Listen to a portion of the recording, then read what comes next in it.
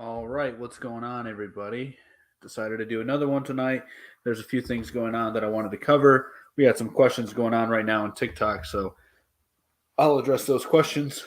The first question was regarding longer terms for politicians and paying them more. So, one of the biggest issues that we have, I believe, for our politicians on the federal level is their term limits are too short.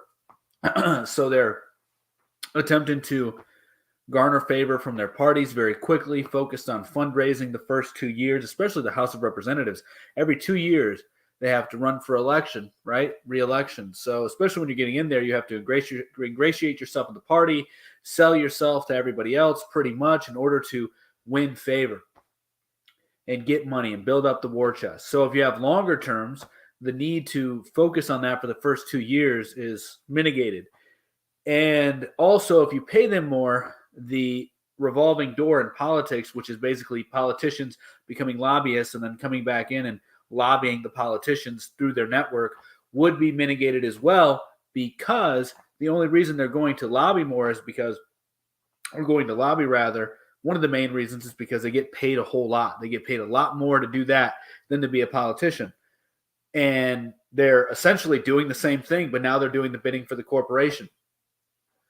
And additionally, their salaries are typically $174,000 a year.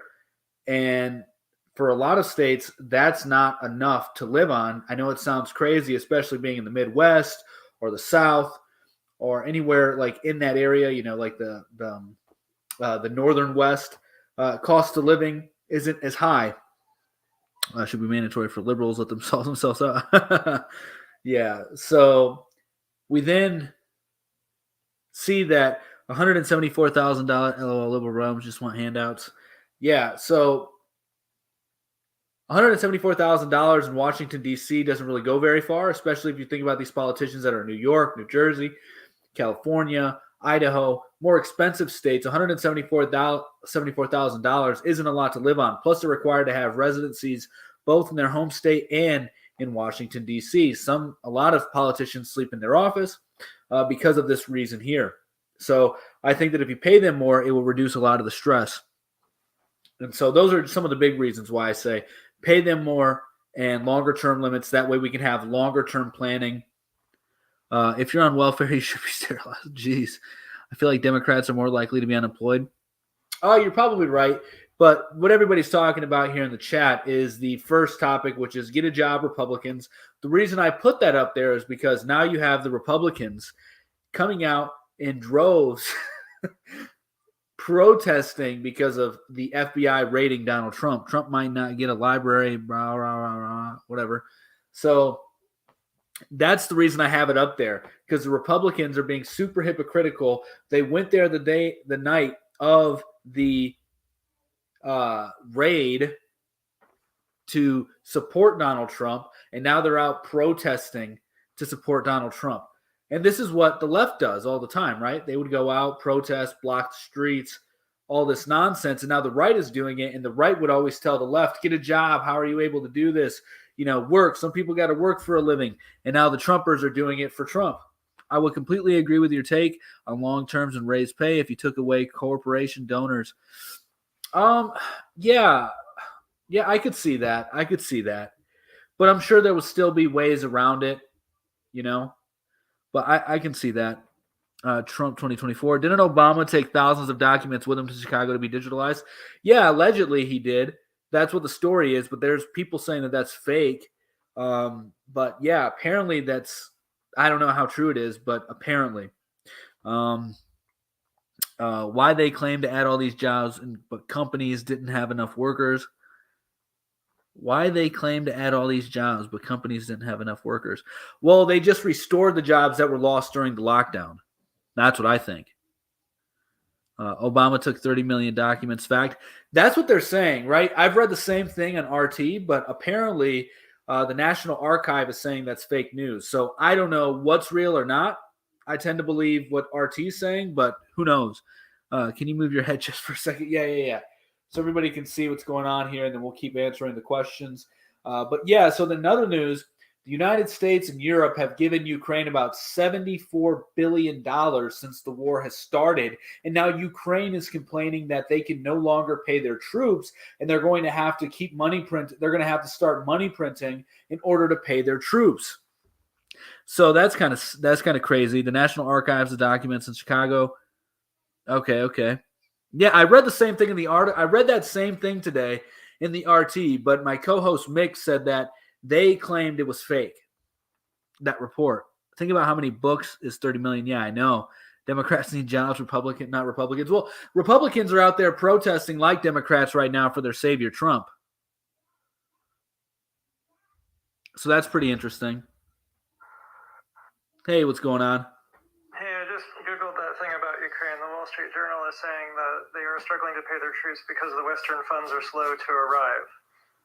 Yeah, I think what's happening probably is a mismanagement of funds rather, because Ukraine's a very corrupt nation. I'm not saying they're the most corrupt nation. I know that we can debate these things, but they're very corrupt. We know that weapons are now being sold on the black market. This has also happened before, so we can't track the guns when they're over there, the weapon supplies that we have. So I think it's more realistic that they are mismanaging funds because they've admitted to having to money print in order to keep the fund, in order to pay the troops. And they're risking hyperinflation, but their ministers were like, yo, we'll risk hyperinflation to pay our troops. Yeah, it makes sense to keep your troops paid when you're in the middle of a war, like fighting for the survival of your nation. I think I understand that aspect of it. I'm just not sure what your evidence is that there's any corruption in Ukraine, because they have good governance institutions over there and international observers for their elections. So I don't know where this idea that Ukraine comes from. What are you talking about? I mean, Ukraine has been silencing opposition for years. The person who's going to... Yeah, they have been, actually. There's this one YouTuber who's over in Ukraine. He's pretty big, actually. He's been reporting on this for quite some time. His name is Gonzalo Libre or something. And he had the Ukrainian police come to his house because he was talking about the Ukrainian war. And there's a lot of people, actually, who have been persecuted during this time of war who are in Ukraine for calling out said corruption. And there's a lot of soldiers that have been fired for calling out, like, what the hell's going on here? Like, why are we doing this? And why are we doing that? So there's a lot of corruption that goes on in Ukraine. And also it's like one of the number one places for sex trafficking. So any country that is like the number one in that kind of stuff, I highly doubt that their government is not very corrupt. And also it's very suspicious that their president was a comedian and an actor who played the role as the president in a TV show long beforehand. So, and also he has some very scandalous videos out of him. So I'm pretty sure he's bought and paid for. And the powers to be over there are, oh, sorry about that. I had a phone call coming in. The powers to be over there have Zelensky very, very well under control, I would imagine. I had a phone call come in, so I had to turn it off. But okay. Yeah, so I mean, they're a very corrupt nation. I don't think, and just because you have watchdogs for your elections don't mean anything, because we know elections can be mismanaged. I'll put it that way, regardless, because those watchdogs can be biased. It's an appeal to authority what you're doing, and that's fine. I get it. We need to have some authority in order to have a standard and cohesion in society, but they're a very corrupt nation. Well, yeah, it's just interesting because Ukraine has been very successful in fending off the Russian invasion despite them having a much larger military. And part of the reason for that is these Russian fighter planes, they had an air force, and it's as if they never showed up. And it's because these advanced targeting systems that were installed on these Russian airplanes were never activated. And that's actual evidence of corruption as opposed to, like, Ukraine still standing after several months of war. So the reason who try to portray Ukraine as like this weird, corrupt place, like sex trafficking goes on in the U.S. It does. We have our own problem with the alt-right. So no one's invading us. They are invading us. I mean, this is already proven. This is all well documented. It's just happening more stealthily. It's not military powers. It's in governments. It's in local municipalities. It's in universities. This is well documented. But anyway, as far as what's going, corruption index that you can look at. So if you want to talk about documentation of corruption, we can check the corruption index to see where Ukraine and the United States rank compared to other nations. I'm actually curious right now. Yeah, so I get it. You love your appeal to authority. I get that. So anyway, Is that an appeal to so authority? it is it is appeal to authority. Corruption and written it down. Is that really an authority, or is that just looking at something? That's an appeal to authority. Yeah. Interesting. So anyway, I mean, you can look it up. That's fine. I'm curious to know what it comes up with. But just because, let's say, and this is why I prefaced also, like, I know you can say Ukraine's not the most corrupt nation in Europe, and there's this fake news going around that Ukraine's not that corrupt, but Ukraine is pretty corrupt. The United States is pretty corrupt. Russia's pretty corrupt. You could say every government is pretty corrupt, right? There's a lot of power to be abused there. So I'm not just favoring one country over another for corruption, but what we do know, and like another thing that you brought up, you know, it's taking Russia so long to take over Ukraine because they're being very strategic.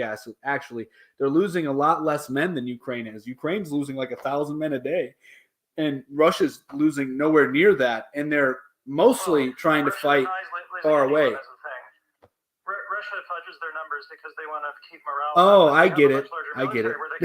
Ukraine is still standing because they aren't actually losing. Yeah, that's funny. That's so funny. I like how you'll like say, all right, well, they're lying, but my people aren't lying. Of course they are. And I'm over here. Media. Like, they can make up whatever they want. There's no opposition. Do you understand that the United States owns their media too? Like the government? No, they don't. Yes, they do actually. They do. This is well documented. So there was this act passed in 2012 by Barack Obama that allowed news in the United States to be propagandized the same way that they were propagandizing overseas information. It was illegal to do that. I think it's called the Smith Act or something like that, where now if it receives any kind of government funding, and there's a lot of ways that they can funnel government funding, they can propagandize national news. They can do that legally.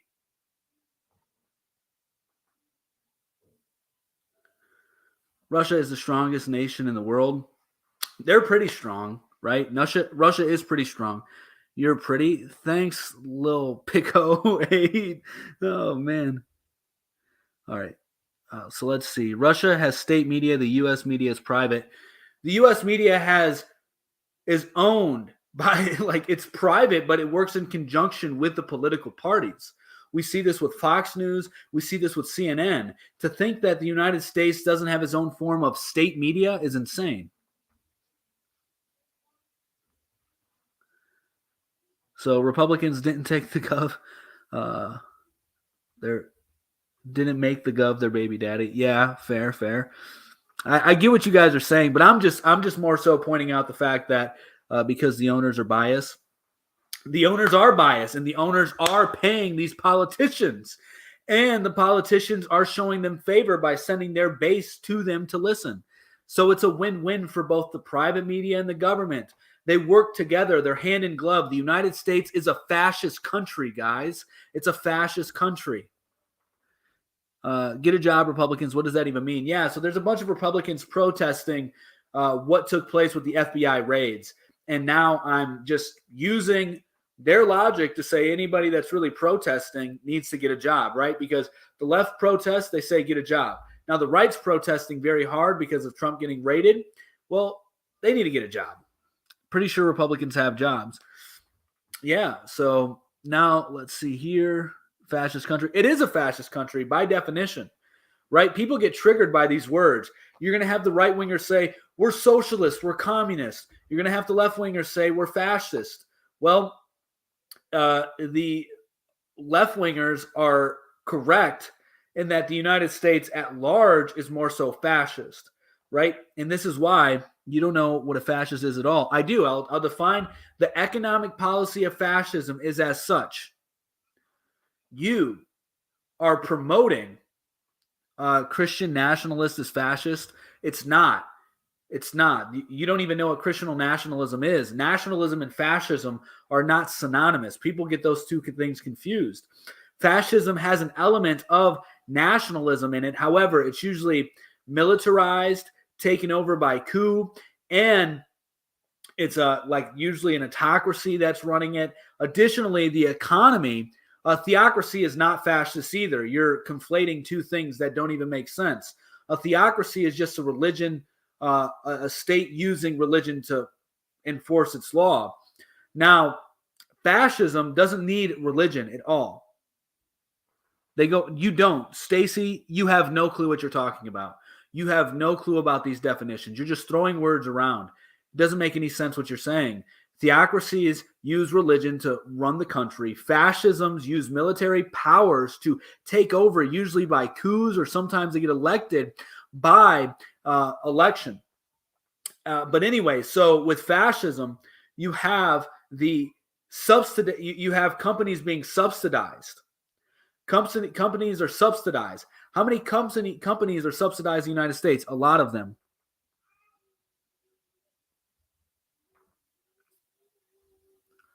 So that's why I'm saying the United States is more fascist than anything. What's going on? How you doing, man? Doing well. Yourself? I'm doing all right. So, I'm just curious about the no separation of church and state. There should be a separation of church and state. And if you're an American, you should believe that. The First Amendment speaks about your freedom of religion. So, one person's religion shouldn't govern another person who believes in another religion. Okay. Religion is a governing law to your life. Religion was never created to govern a group of people in a government. Government is the separation of church and state within America is critical. And if it wasn't, that would be a direct violation of the First Amendment. Well, it wouldn't be a direct violation to the First Amendment. But I believe it was later added into the Constitution. I could be wrong about separation of church and state, but it doesn't contradict the First Amendment. Also, every civilization throughout history has used a religion to build its society. So religions and society, they go hand in hand. This is just a historical fact. Yeah, but when you look at America and you look at the way that we were created, we are what is called a melting pot society. We have a bunch of different people from different religious backgrounds, ethnicities, and races. So separation of church and state. If we have one religion, there's no religion for all. It would be different if it was everybody believed in one religion, but you get what I'm saying? Like, religions can overlap. It just seems like a big mess. Yeah, so what I would say to that is, if you look back at the colonies, back in the beginning of America and before America was America, they actually did not believe in freedom of religion. The people didn't, because in different colonies, they had licenses that you were required to get in order to preach any gospel, like the Bible, Christianity, because they were all Christians. So we do know this is a Christian nation. Anyway, the founders, that's a whole nother story. We can say that the founders were Freemasons. There's a whole debate about that. But the people that came over to America were largely Christian, like overwhelming. Now, there were different sects of Christianity, and this is one of the major falls of America, is that it was a Protestant nation. Anyway, so these different colonies had different licenses. So that way, if you wanted to preach there, you had to get a license. And if you didn't get a license to preach there and you started preaching, you would be physically beaten for breaking the law. That was the punishment, was being whipped. So our founders, our American heritage. English rule? I'm sorry? I mean, yes, that did happen on Sundays while you were under English rule. If you did not go to church, you could be beaten. But we're talking about two different things here. I'm not saying going to church. I'm saying preaching a different gospel. It's not the same God that the Muslim in their room worships, and so on and so forth. So a separation of church and state is crucial to any government. Yeah, I disagree. I think a joining of church and state will optimize governments. If you look throughout history, the most long-lasting governments have had church and state.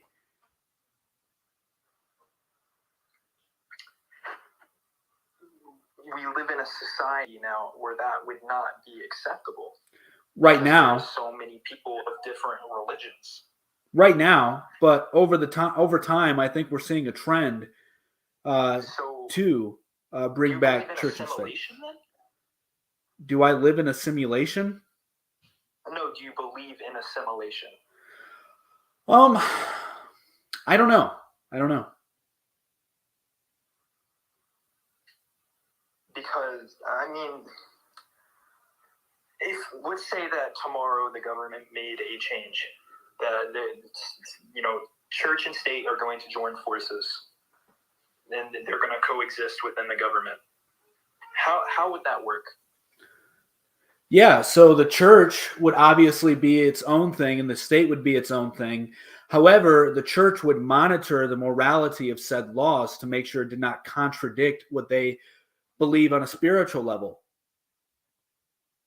So do you believe in gay marriage? No, I don't think. The only thing that there is marriage for is men and women. That's what I believe. Man, I'm going to be honest with you. We're in 2022 now. And if you care about other, men to men or women to women getting married, that really shows about, the character of yourself. It shows your character too. What character, man?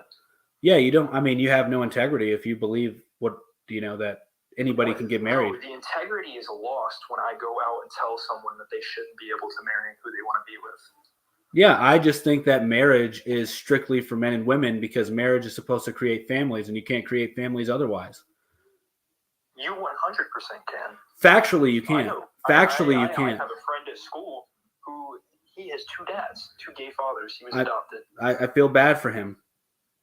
You feel bad for that? He doesn't feel bad for himself. Well, we'll see how he turns out. Hopefully, he turns out well. Gay, I don't. So you think that people that are in, gay or lesbian relationships are producing bad kids? They don't know how to parent them? I don't think that they should be able to adopt, no. So then my argument against you would be, then a single mother shouldn't be allowed to raise her child. No, that's ludicrous. That's ludicrous. That's not the same thing. No, it's actually not. It's about the same premise. No, it's not the same premise. A single mother is by herself. So why do you not believe in, same-sex marriage? It goes against my religious belief. I think it's abnormal. So you think and that immoral. Your religious belief applies to every other person that may have a different religious belief? It's my worldview. So yes, my worldview applies to the world. Yes. The way I see the world, yes. You have a worldview as well.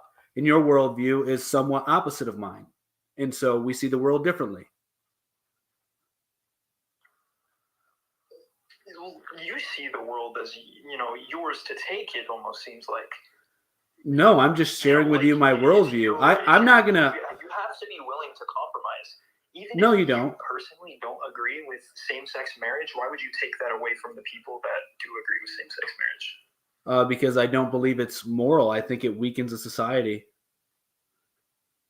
It weakens society. Yeah. Weak people aren't created through sexuality, man. Okay. Weak people you can think that. Are people like you who cannot just get over the fact that, it's something you may not agree with, but that doesn't mean you have to take it away from everybody else. Okay. You can feel that way. That's fine. And politicians should be paid more and have longer terms. Yeah, for sure. No, politicians make plenty of money. Okay. How so? Do you know how much politicians make?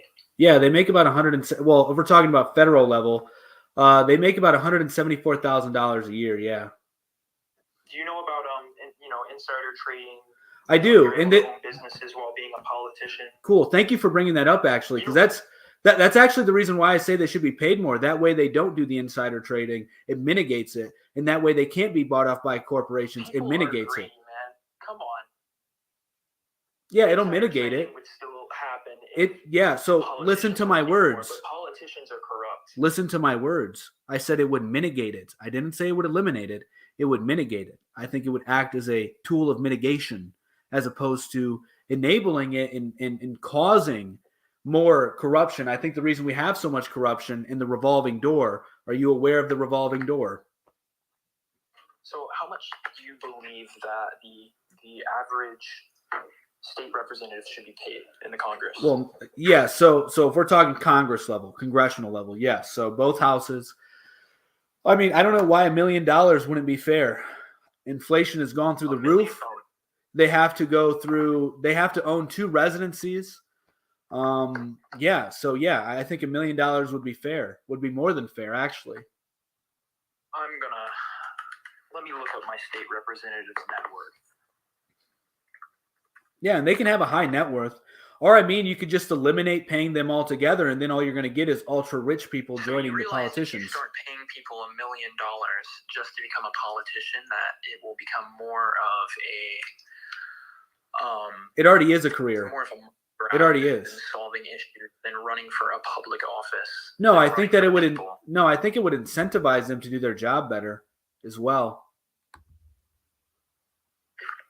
You're really naive, man. You really think that money is gonna solve the No. corruption? No. This is also why I believe that church and state should be together. So all of these points go in together. They're not separate. The politicians get paid more in longer terms, presidents for life, and no separation of church. They work in conjunction. So I got Greg Stube. He is one of my state representatives. Let me look him up. And you're talking about a senator, not state senator, right? I'm not about a senator. I'm talking about my state representative. So once again, you're not listening to me, man. I said congressional, federal level, not local, not state, federal. So I don't. Do you not know what the House of Representatives is? Yes, they are at the federal level, dude. There's the House of Representatives, and then there's the Senate. I'm not talking about your state house or your state Senate. I'm talking about the United States House of Representatives and the United States Senators. Greg Stube is a United States House of Representatives senator. Thank you. Well, he's not a senator. Florida. Yes. Cool. He's not a senator. You confuse me with your wording. You confuse me with your wording. We're good. He's in the House of Representatives. We're good. Okay, cool. My apologies. I misheard you. Okay. So, how much does he make a year, though? This guy in specific, he doesn't have a very high net worth. Okay. His top assets as of 2018 were J&G Property Management at about $175,000. Okay. And WG Global Enterprises also came in at around $175,000. This is 2018, so probably worth a lot more now. I don't know. I mean, the stock market's down quite a bit, so he could be down. I don't know, though. Who knows? This I don't know why this is so outdated. I usually go to the site, and it's usually pretty up to date. I was seeing ones as of 2020. But when you look at the amount of money that comes into politics, there's no reason to be paying them more. You had people like Trump who was taking the money that he was getting paid because he made so much money and was, donating it.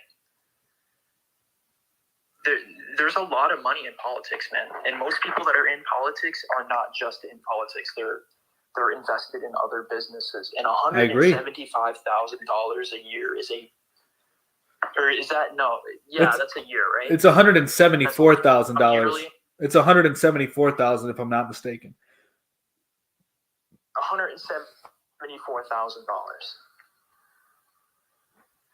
$174,000. I can tell you very many people in my life that make 6 figures, or people that live around me.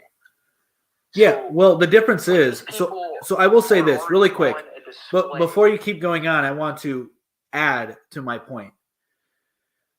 I've already said that it's going to be a tool of mitigation, not elimination, right? Because there's no way that you can eliminate corruption. I think we agree on that. Corruption will always happen when humans have any power, because I believe humans are fallen.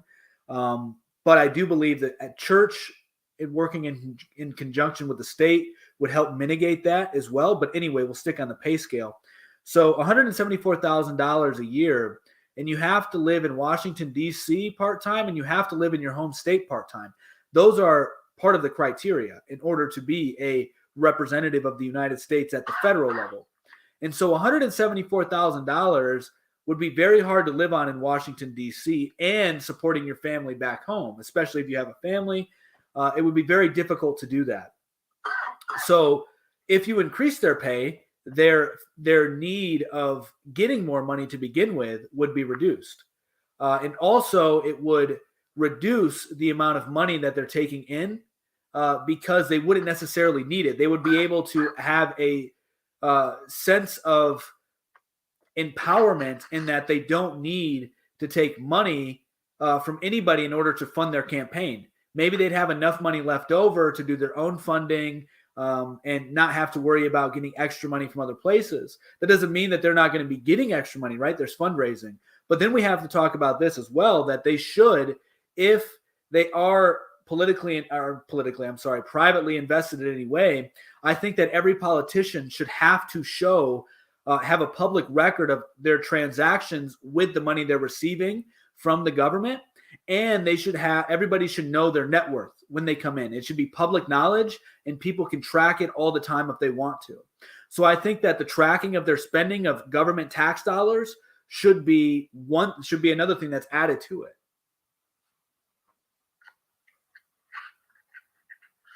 I kind of get where you're coming from there. Look,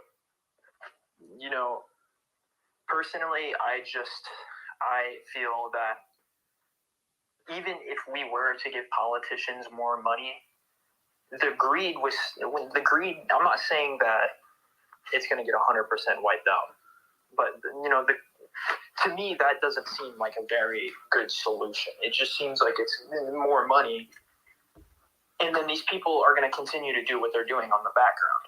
Maybe you can give them, you can throw them a nickel, but in the background they can make a quarter.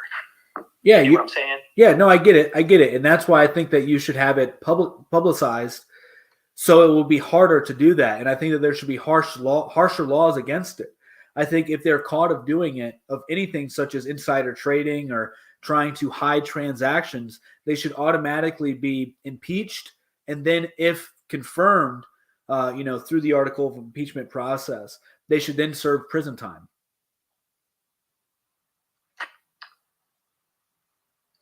Being able to obtain, the politicians, that just would not sit well with anybody, especially with the Republican Party, because most people view that as, private information. Your finances are private. But if you become a politician, you've entered public life.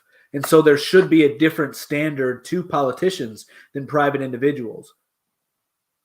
Politicians are still American citizens. They're still guaranteed. But now they're representing the United States. So their life as a politician, all their transactions, that large salary they receive through the government should be public information, because you and I are paying their salary. And so how are they using their money? So then the veteran that's salary is, or not the veteran, the active duty member whose salary is getting paid because of American tax dollars, his information should be public? No, I don't think so, because there's a different dynamic between the veteran and the politician, right? The veteran is no longer government property and no longer working for the government.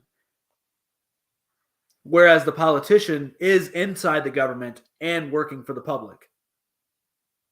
So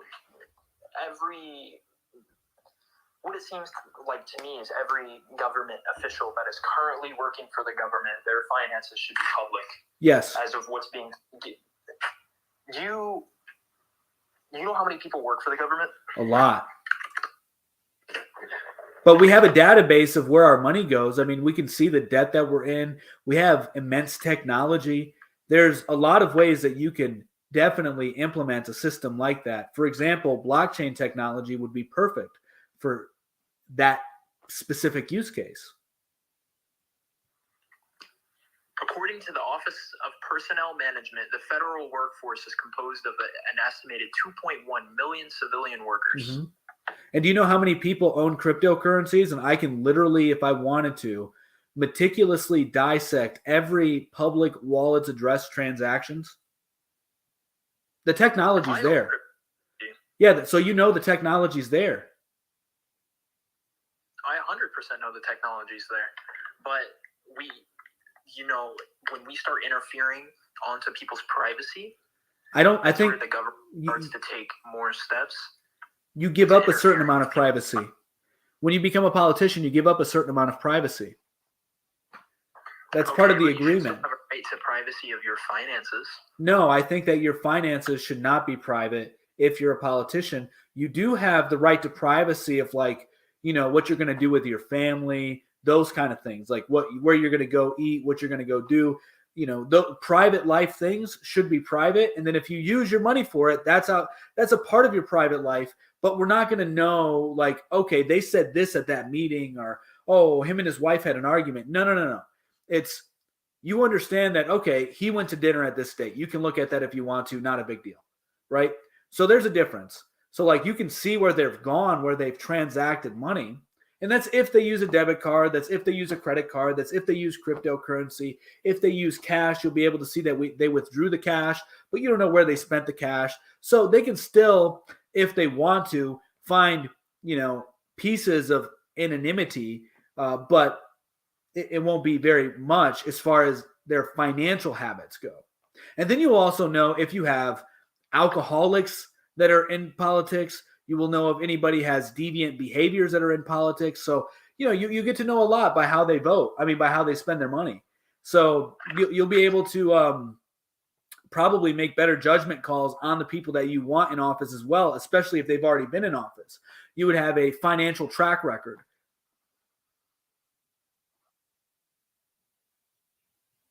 I get what you're saying.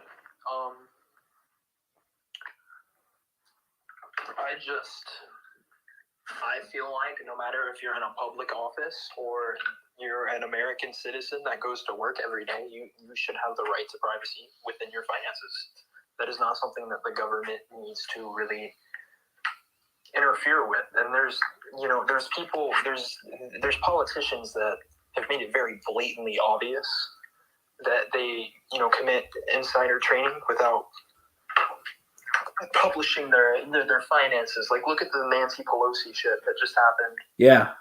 With the Taiwan, with the chips in Taiwan and investing in Intel. Yep. And honestly, money is the root of all evil. Greed is what drives politicians, and the political divide within our country right now is being driven by the government because the power lays within the people. And the Republican Democrat Party is the checks and balances of the people, of the power of the people.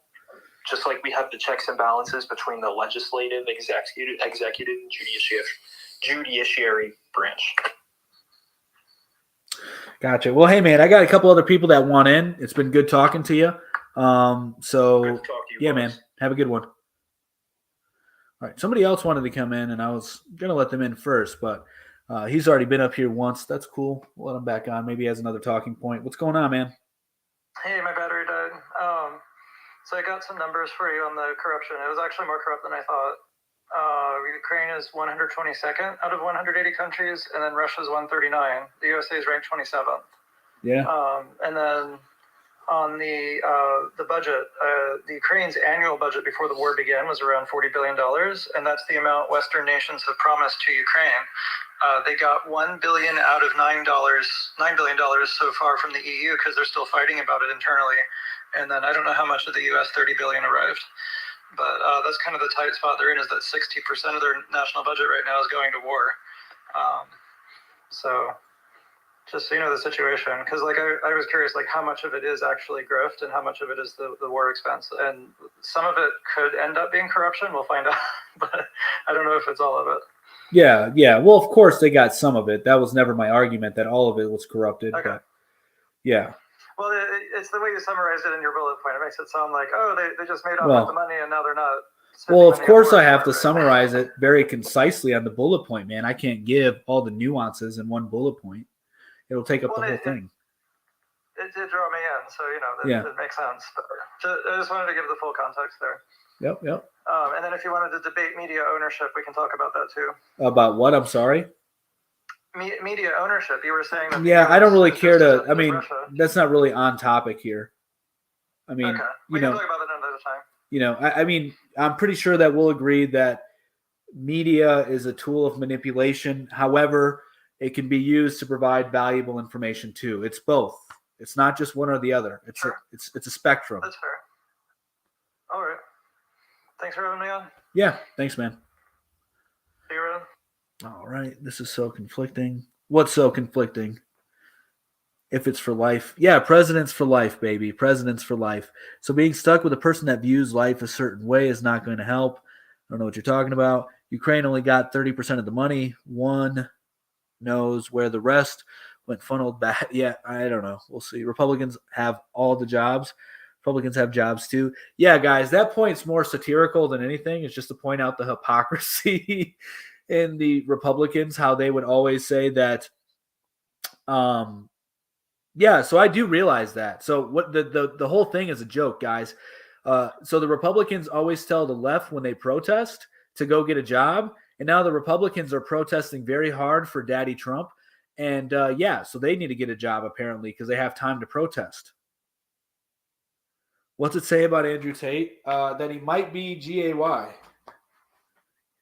Republicans are messed up, but so are the Democrats. Fact, they both are. That's my whole point. Just pointing out the hypocrisy in that. Preference is not going to be a good representation of society. I don't know what you're talking about. Let's see. President that only reasons through his lens of political preference. We protest on the weekends. Yeah, I mean, fair point. But you guys, I don't remember when the FBI raid took place, but that was like the same night you had protesters there. Let's go, Brandon. Let's go, Brandon. Why not just say F Joe Biden? Call back in your basement with your friend Biden. Okay. I mean, I didn't vote for Biden. I'm not a fan of Biden. I think he's a creep. I think he's a sicko. After work, don't you got families, guys? What are you doing? You have families. Like, come on, seriously? Why are you out there protesting? Your wife needs you home. Your kids need to pick you up from school because you probably send them to public school.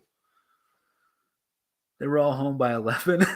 So I don't know what you're talking about. Yeah, so they were all home by 11. Yeah, fact. Ugh, another pseudo-intellectual. Ugh. I can't believe this. It's the Republicans that get jailed for SA. So do Democrats, man. It's not just one-sided. I homeschool. Good for you, Mrs. Conservative 2A. That's what it should be. Homeschooling's not good. Tate the man. Tate likes men.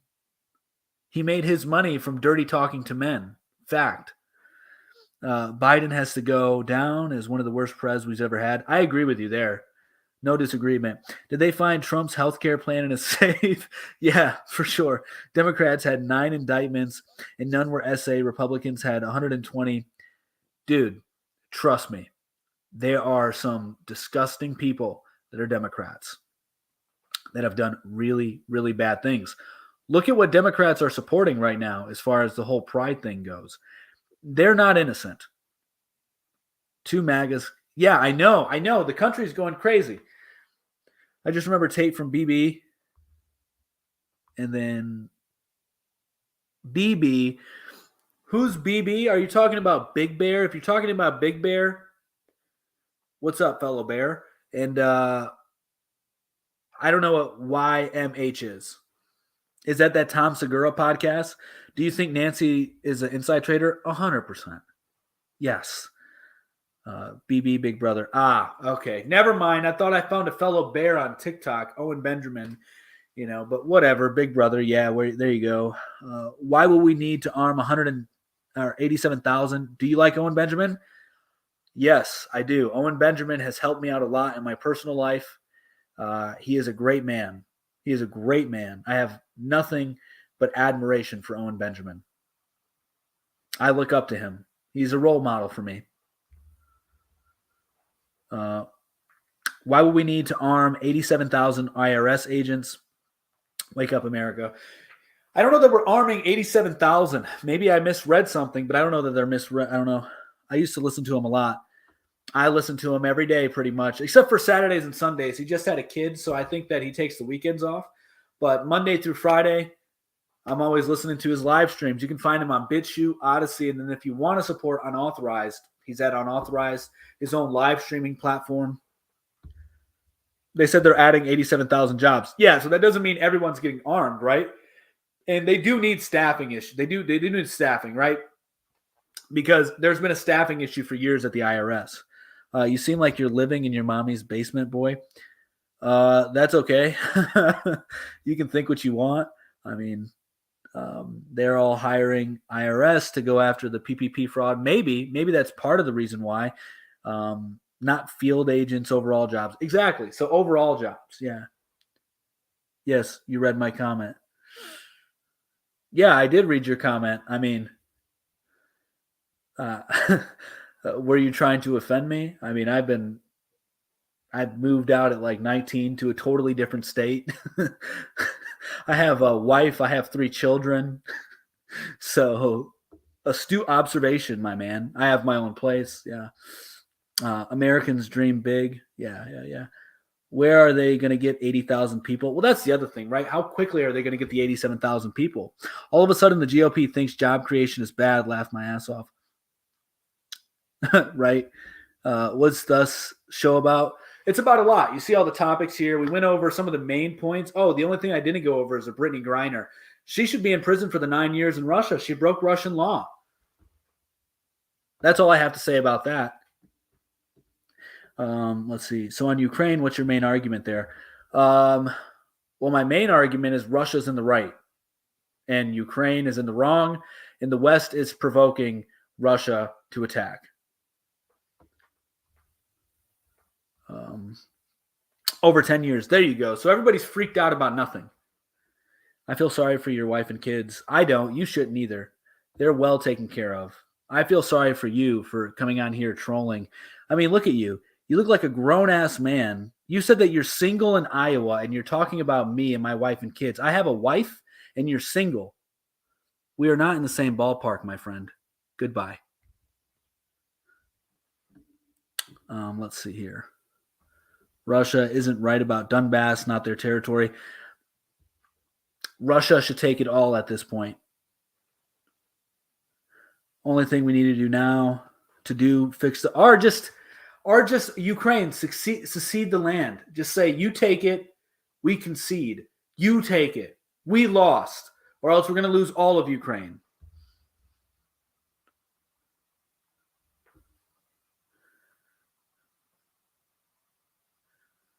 Hey, what's going on?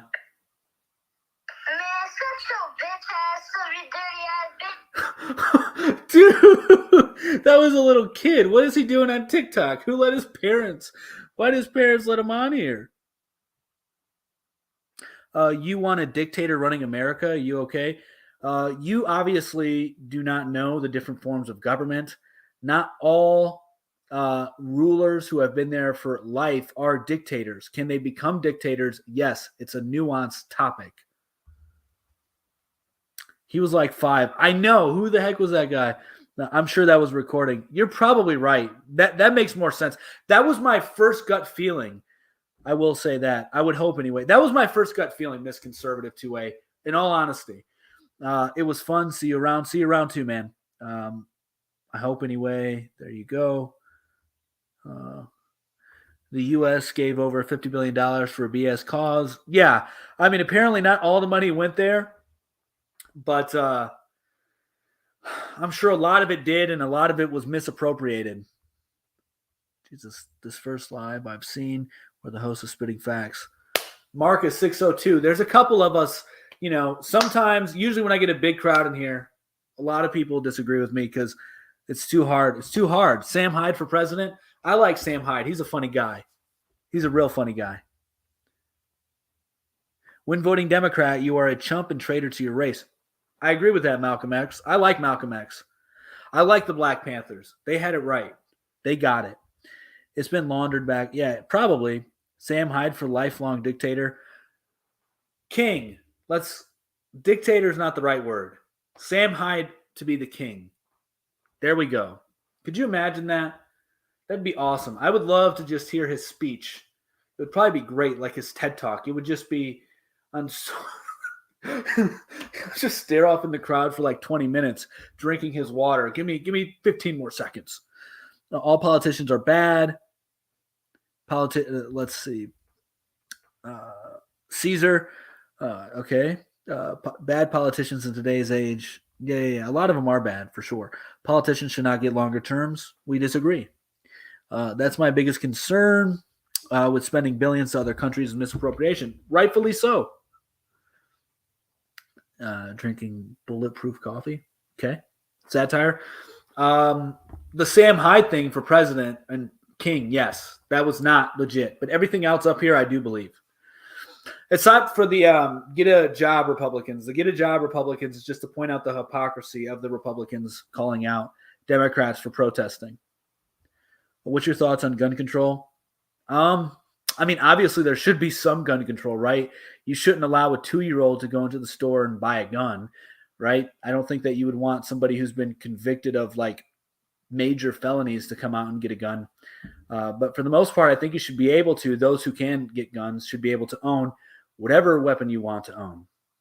Tank, fully assault, all of it. Yeah.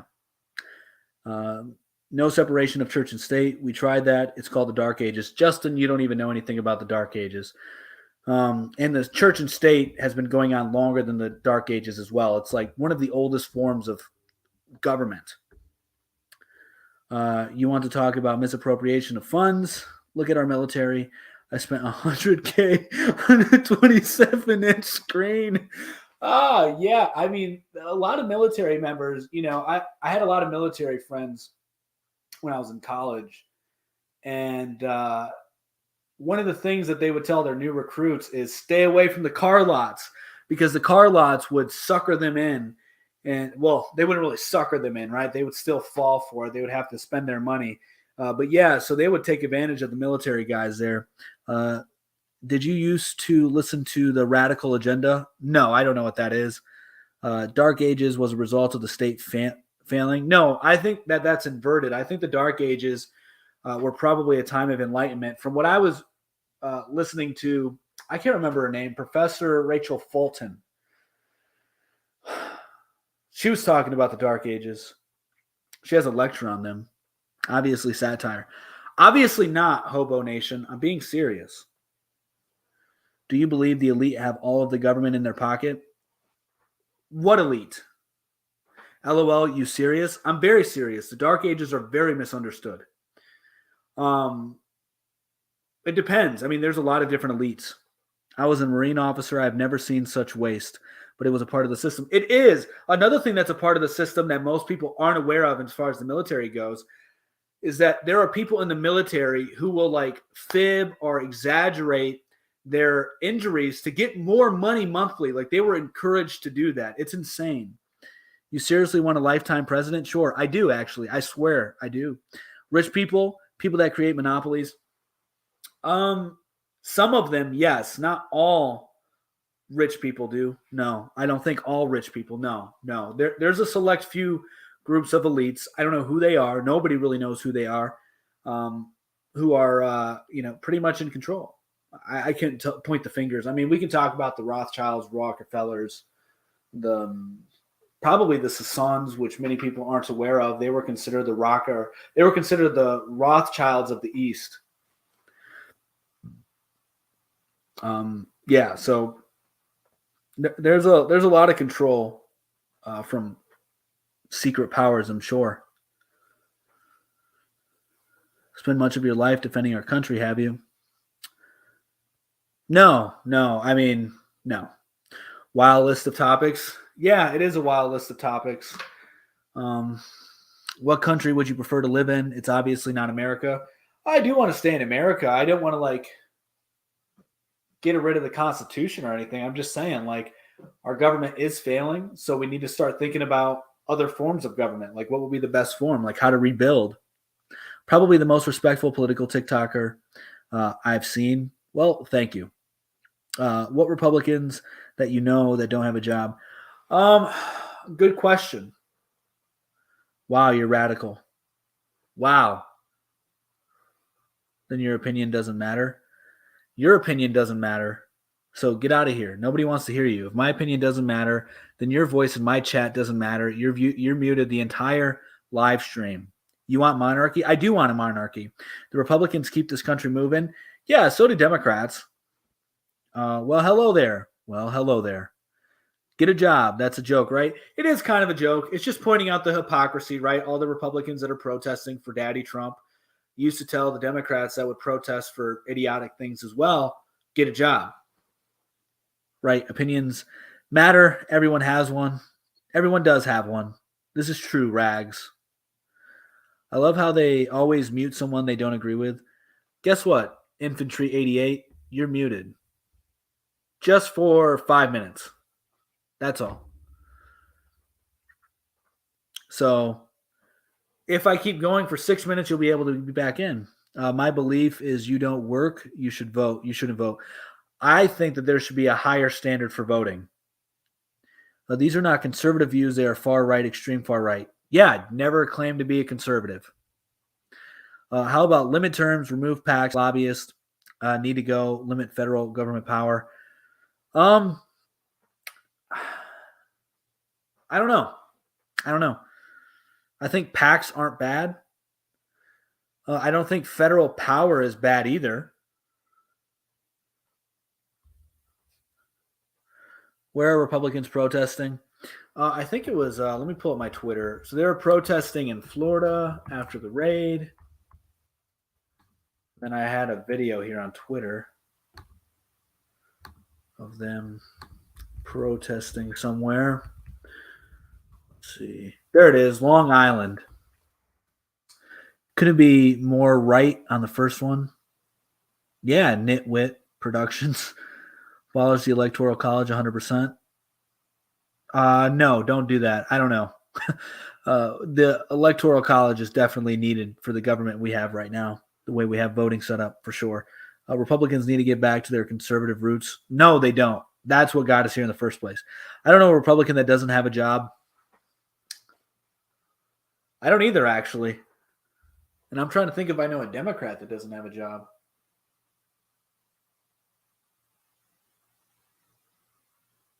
Not that I'm aware of.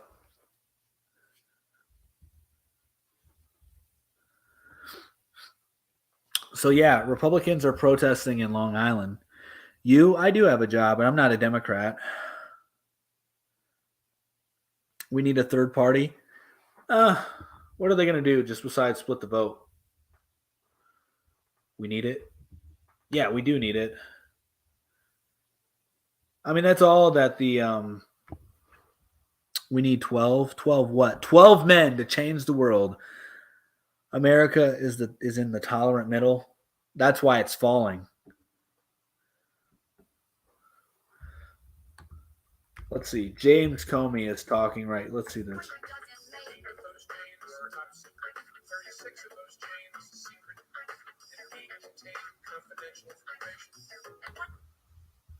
Interesting. Just pointing out the hypocrisy once again, I guess, of the left. Biden or Trump, neither. Hey, what's going on? Hello. How are you? Good. Good. So I'm gonna pick the politicians should be paid more. Okay. Yeah. In my opinion, I think politicians should be volunteers. Okay. And if they do a good job, like an internship, then they get the job. But I don't think we should be praising politicians, like the right does with former president. Yeah, I agree. At the same time, we can't have, just anybody randomly in it. Right. And it takes away because, you know, you have a TV star joining politics, but yet I'm doing all the hard work to become a true politician, you know? So it's just annoying to see people be naming former president a politician when he was a former TV reality star, not a politician. Well, I mean, When now I think of a politician, I think of someone who has held office, you know, locally, and then started out locally with the state representative or something like that, and then they got big and joined the federal part of it, other different branches, bigger branches, like Congress. Congress should have a limit, a term limit. You see, Mitch McConnell, his hand was literally dying off that 1 year. Yeah. Because how old he is. Yeah, I get it, There man. definitely should be an age limit too. There definitely needs more young people in politics instead of old, because it's not their future. It's the young people's future. And Well, these old politicians have just been fucking up our future well, for self-profit, for self-gain. yeah. Yeah, so Yeah, I don't think politicians should be... I think they should have commissions, not being paid to just sleep and listen to people bicker back and forth and point fingers and not take responsibility. So let me ask you this. You know, like at the federal level, right? Congress and Senate, they are the House of Representatives and Senate. They have to own residencies in 2 states. So how do you suppose, should we change that law then, that they don't have to have a residency in the state that they're representing at the federal level? Oh, no, I think that definitely should be in place, you know, keep the locals, the people that lived in that state, you know, join that and become representative of their state. Instead of someone just coming in and saying, hey, I want to be president, then they become president. You know, that's not how things work. So How things should work. So you still agree that a federal representative should have a residency in Washington, D.C. and whatever their home state is, but they should be acting voluntarily? So what if somebody who is of low economic status wants to get into politics, but they don't have funding and they're not going to get paid for their hard work? Oh, that too. You know how they have to save up money for campaigns? Or Yeah. not save up money, but, you know, they go out and ask for money for campaigns. That should be abolished as well, because money should not be in politics. So should the politicians work for free? Yes. Well, then, They work for the people. well, so do police officers, and we pay them. They're public servants. So are politicians. I don't really think a police officer is comparable to a politician, though, bro. How not? What do you mean, how not? One patrols our streets and keep us safe. The other signs bills and gets disoriented by money, by lobbyists. Well, now you're adding in an don't extra have a layer. crew. You're adding in an extra layer. Let's just keep, because I can say police get corrupted all the time too. So let's leave that out of there. So the police enforce laws, right? Yeah. Who writes the laws that they enforce? Politicians? What do you mean? So politicians are writing the laws that police officers enforce, but the police officers are the only public servants because they enforce the laws, not the person who wrote the law. They don't enforce it. There's other federal police and other groups of policing. It's not just state police or Right. city police. But all of them should get paid, right? All of those police officers should get paid, right? So so your argument is everybody that enforces the law gets paid. Everybody that writes the law don't get paid. Well, with that police argument, you know, most of those people that work inner city don't even live in inner city. Okay. So don't you think they should have people from the inner city to keep their own city clean instead of... I do, but we're talking about a totally different lower point. class incomes and harassing people. I agree, but we're talking about a different point. We're talking about pay here, man. So you believe that I don't think politicians should be paid, bro. They got inside trading as well. So how do you stop that if you just have volunteers? You're gonna you're going to cause more of that if they're just volunteering. Well, I'm not just saying anyone from the street will come and volunteer. Obviously, you need credentials. You know, you can't just be What will Donald be the Trump and say, credentials? I'm running for president. What will be the credentials? Oh, I don't know. Going to a political science degree, having some experience with politics, you know, either local or state or federal. But People can start out with their district. So they must have a job outside of politics to fund their political career, but they don't have a career in politics because it's all voluntary. So even when they're at the federal level, they'll still need a job or a business that they own outside of it, right, in order to fund their living, to represent the people. Most politicians don't need the money. They get paid what? $30,000, $40,000 a year. Well, if we're talking about high-end mansions and driving Bentleys, well, if we're talking about federal level politicians, they're making $174,000 a year. And then your city council members, that depends on what city you live in, the funding you have. Mayors also same funding. So, you know, like the mayor in Stowe, near where I live, makes $90,000 a year. The mayor in, you know, another city makes somewhere close to that. But that's a full-time job. That's like running a business. And you want them to do that for free.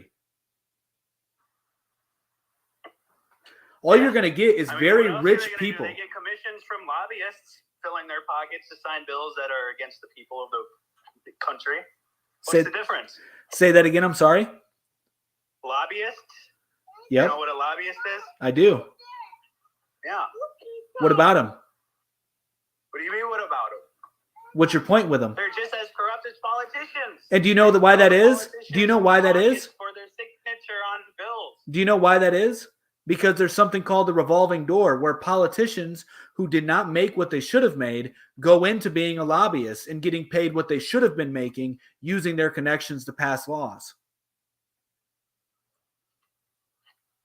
So lobbyists are failed politicians, huh? Are successful Trying ones. to get in the game. Are successful ones, depending on how you look at it.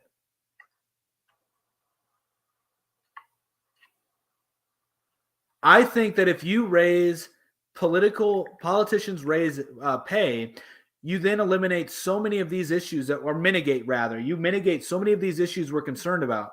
Because for one, $174,000 a year is not a lot, especially if you're a senator that is in Congress. I mean, that is in Washington, D.C. You got to have a house or a residency in Washington, D.C. And then you have to have a residency in New York. And you have to support your family back in New York. So you're going to have to make travel to and from, see your family on the weekends or something like that, right? So $174,000 a year is not a lot in New York. And it's not a lot, especially if you're dividing it up between New York and Washington, D.C. You're talking like maybe $30,000, $20,000 a year in a Midwestern state, having to divide that up between two things. And now you're incentivizing them to seek outside funding so that way they get more money. So if we do up the paycheck for politicians, that's coming out of whose pockets? It would come out of our pockets, and I think that it would benefit us.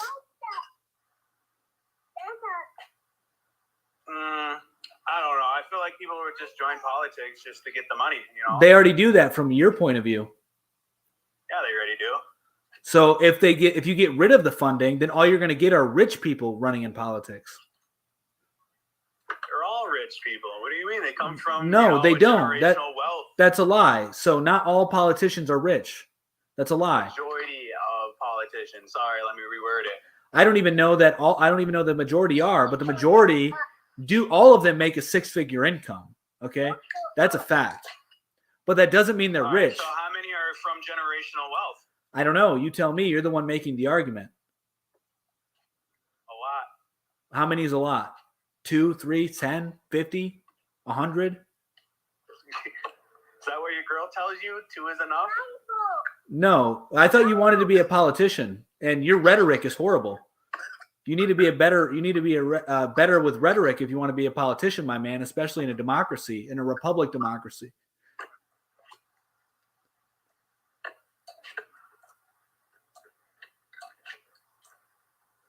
Anything else you want to talk about? Paying politicians more than they need. No. Okay. Anything else you want to talk about? Presidents for life? Yeah. Oh, you're a dictator, huh? You're No. authoritarian? Nope. Writer? No, not a dictator. Authoritarian. No separation of church and state? What is you on, my guy? Yeah. Okay. Can you explain that one? Yeah, I think that the society would be held at a higher moral standard if the church and the state were working in conjunction. So let me get this straight. There's a lot of hurt and a lot of criminals that are not doing time, running around rampant. It's like a zoo out there. There's no order, no law or order. So let's just make the country a dictatorship. Huh? Is that it? No, not at all. I never said to make a country a dictatorship. A dictatorship is a specific form of government. Presidents for life. What does that mean if a president is for life? Yeah, it means a king. That's what I go for. Monarchies. And what is a king? A king? A monarchy of what? Of an estate. Control. No one else has control. Like what? Yeah, so first off, separation from church, bro. So first off, monarchies, dude, I think you're very triggered. I think you're very triggered because I just proved how dumb you are as far as your thinking goes with politicians, and now you're very triggered, and so you won't even let me talk anymore. So that's okay. I get it. I totally annihilated your argument. That's all good. But yeah, so no separation of church and state. If you look historically, nearly every government up until modern time had church and state working together, all the way back to ancient Egypt. And then as far as presidents for life, same thing. Nearly entire. Not my native people. We didn't go to church. We were killed by the church. So that's also why you're triggered. Murdered by the church. This just shows once again your critical thinking skills lack, man, because there are many different religions that controlled the state. Egypt had a totally different religion than Christianity or Judaism that controlled the state. Okay, so state and church have always gone together. Egypt times? No, but you're missing my point. No, you just want to have full control because there's no law or order. No, I think that there is law. Weirdo. I think there is law. I think there is order. I just think that there will be more order. Authoritarian meat rider I've talked to says, go outside, go to Chicago. There's hella crime over there. Have I even said that? Let me ask Have I even said that? You're making up arguments now. I never once said that. Argue me on the points that I make. You are literally programmed. I'm literally talking to an NPC right now. I can recite to you like what your comebacks are going to be. It's entertaining. But try to use your brain and try to rebut the things I'm actually saying. Huh? Exactly. Goodbye. Dictator eater. Oh, man, that was great. That was great. So a kingdom can't be overthrown. It can be overthrown, Sean. That's not my point. It can be, and they have been. But every government can be, right? So it's not like it's not like you can ever create a government that won't fail. What? This guy just said he wants a monarchy. I do. Yeah. But yeah, kingdoms, they can fail. Democracies fail. Republics fail. Dictatorships fail. Totalitarian states fail. Authoritarian states fail. All states will fail given enough time. That's just the world we live in. I just think that a kingdom, no, please answer my question. I did answer your question, Sean. I said, yes, they can be overthrown. Literally, I answered that at the very beginning. So who would be our first monarch, genius? I don't know, but we wouldn't have a monarch for a very long time. I think it's something that we need to work towards.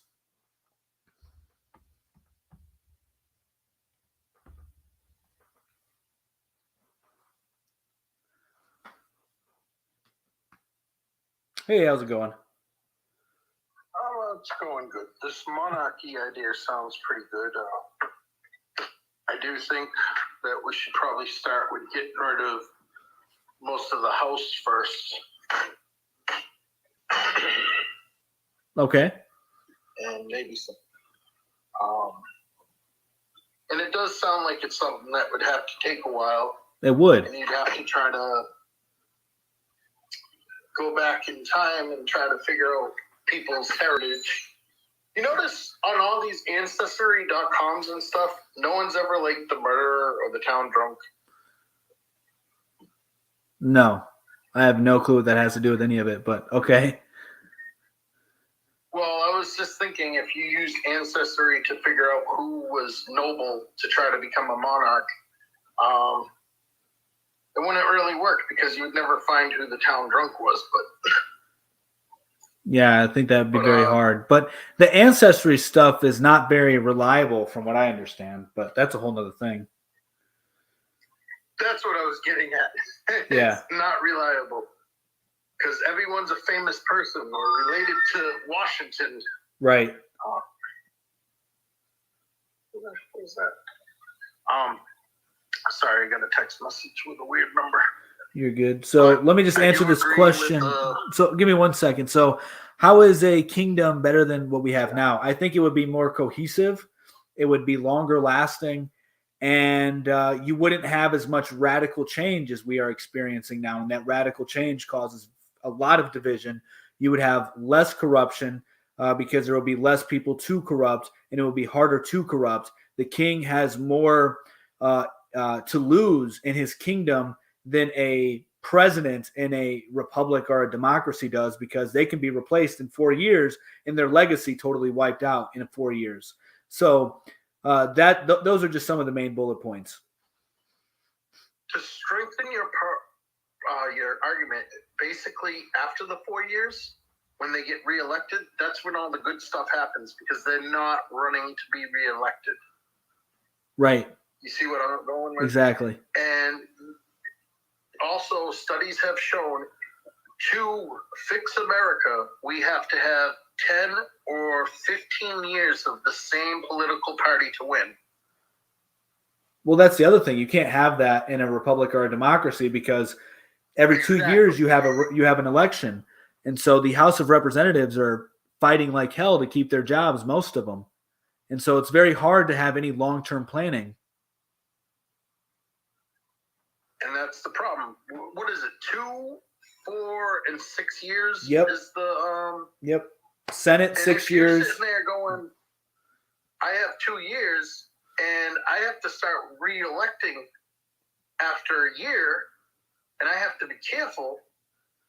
That's why some states have judges that are elected, and some states have judges that are appointed. Because the elective judges, what do? During election time, they throw everyone in jail. Right. Yeah. And let me just address some of these. Doing my job. Right. So since we agree so much, I'm going to answer some of these questions on here. Would you consider an Arab monarchy? No, Christian monarchy. Then we have another question from YouTube. It says, okay, I give you that, but I just asked, show me a kingdom that lasts. Well, it depends on how long you're talking about. I mean, there's still a kingdom in Britain right now, the United Kingdom, right? You also have a kingdom in Africa. I can't remember exactly where it was. And if we do go to a kingdom, what's the first thing we should do? Good question. Good question. But, kingdoms are one of the longest lasting forms of government historically. And the first thing that we should do for a kingdom, I would say once we get to the point, and this will take like 10 generations to do, right? I would say you then have enough time in between the depravity that we have right now and the lost and programmed people that are here now to then start excommunicating sexual degenerates and getting rid of them. I think that would be one of the first things to do. They need to set. When you're talking generations, do you mean, isn't that every 50 years? 40 years, I believe. It's like 40 or 50 years. So I think it would take centuries before we would see a monarchy to be established here, because we're going to have to do so much changing internally. And I don't think that we'll ever see it, but probably our great grandchildren will, God willing. And that's what you work for, right? You don't work. I mean, you work to make the world a better place for your children if you have children. Yes. And you do that not by, trying to be like this narcissist and saying, I can actually, I used the wrong wording there, right? Because you may not change the world, but you can have a huge impact in the world by putting a shovel into the dirt and making your backyard into a homestead. And now you have a multi-generational homestead, hopefully. So just little things like that could be big.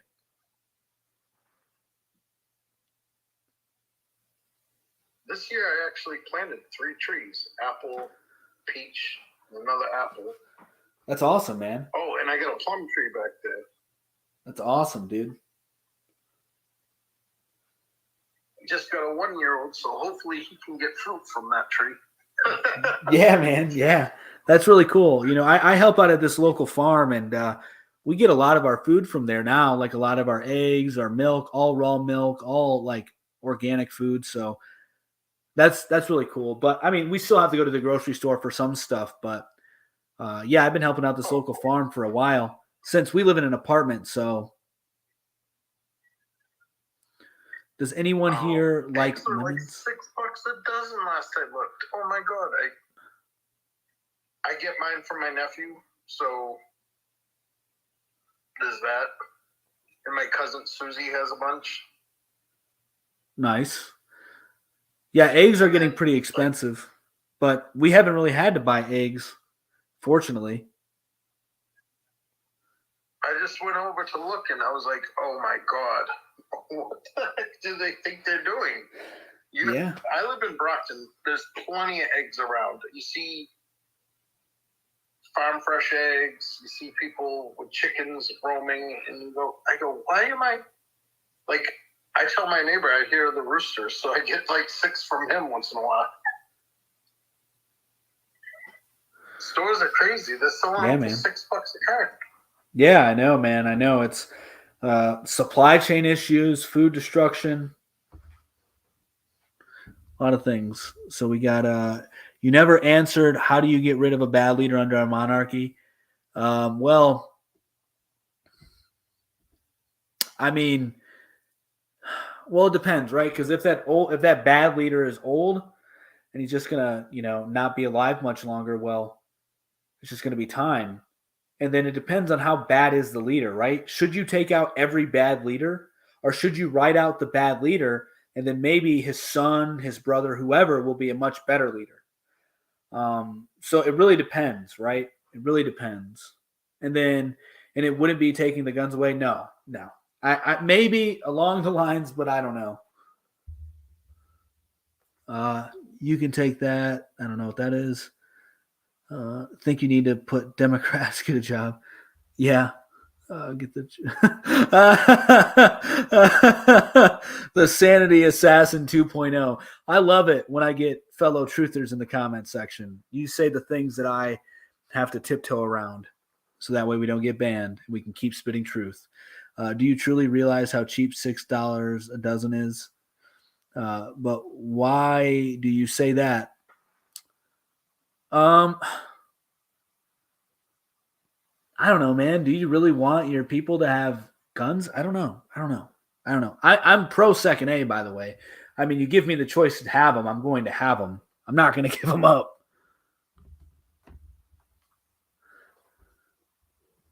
I remember when a dozen was $1 at Dollar Tree. Yeah, he wants Republicans to get a job, but this is his job. No, I own a business.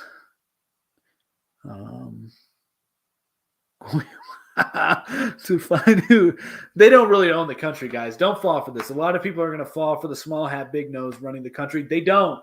They have a lot of influence, yes, but they do not run the country. They are not the bad guys. It's a pattern of behavior. The behavior should be criticized, not the people. They do not. There's a bunch of other people. The Saudi families run part of the world, right? The Sassans, there's like a bunch of people outside of them that run the world. I get it. Trust me, I empathize with you so much. I've been down that part of the rabbit hole where you're like, it's all of them. And then you start feeling sympathetic, and then you start feeling some likening to Mr. Mean Mustache. And then you start thinking about what those N-words did in World War II, and you're like, oh, all of this must not be true. So I get it. Trust me, I've been there. The Saudi princes are half Jewish.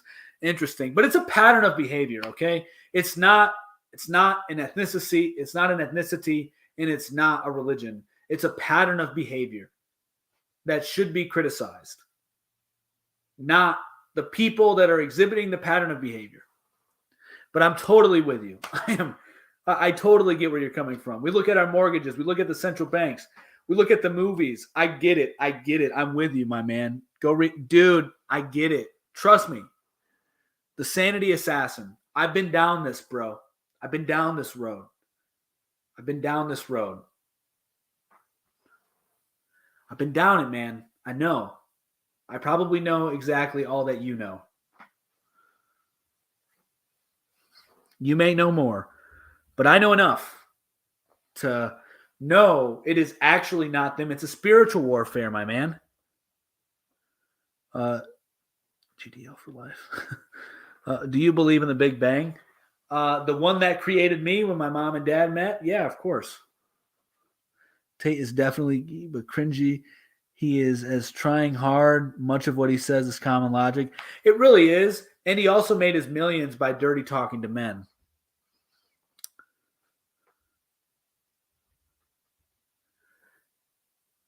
So that's why I say that. Okay, I'm just wondering. Yeah. So let's see. But feel free, if anybody else wants to come on, have a chat about any of these topics.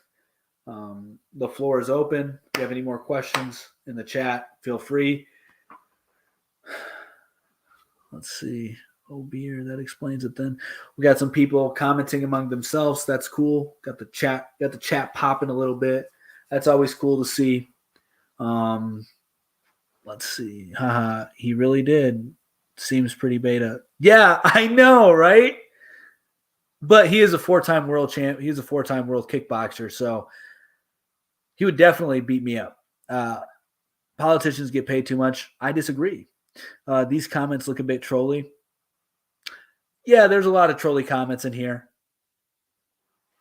You know, it is what it is. This is the internet. So why are you saying Republicans get a job? Liberals are the ones voting presidents that pay more than them. It's because the Republicans are protesting in Long Island. They're protesting at Mar-a-Lago because their daddy Trump got raided by the FBI. And who knows, maybe daddy Trump orchestrated the whole event so that way he gets fundraising money. Who knows, right? And now he got his base totally riled up, but who knows? And now they're out there protesting. But anytime the left goes out and protest, the Republicans are always like, go get a job, you bum. So that's all I'm doing. You, obviously. I don't know what even that means. Andrew Tate is a power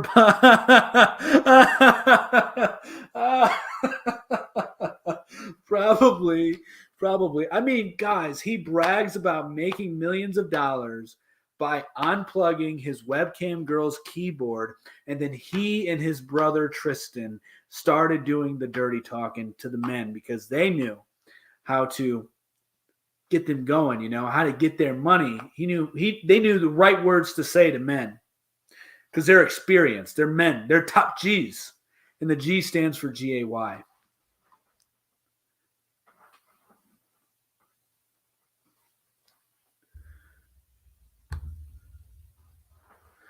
So it's pretty funny. What's your opinion on the economy change with Biden? Well, I think the economy has been crap for a very long time. But obviously the economy is not in good shape right now. We're in a recession, bruh. That's what it be.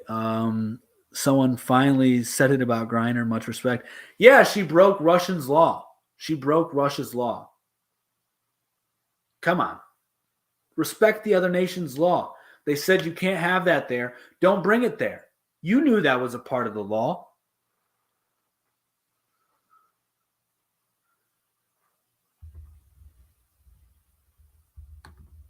So respect it. I mean, I don't get why it's so hard to respect other countries' rules.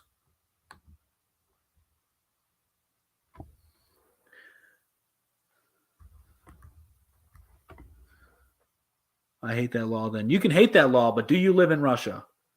Do you think Biden will for a second, or will a new nominee be forced?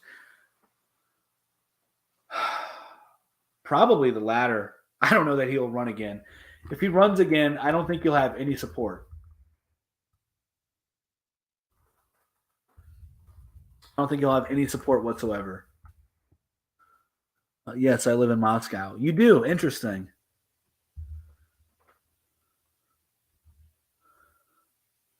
Well, then why do you care about the 13th Amendment movie? Yeah, that's what I thought. Get a job. That's a joke. Why don't we see how many libs collect benefits? Yeah, that's a good question. Why don't we see that? And why don't we see how many Republicans collect benefits as well? That'd be interesting, actually, to see what level of hypocrisy is there, if any, right? Who knows?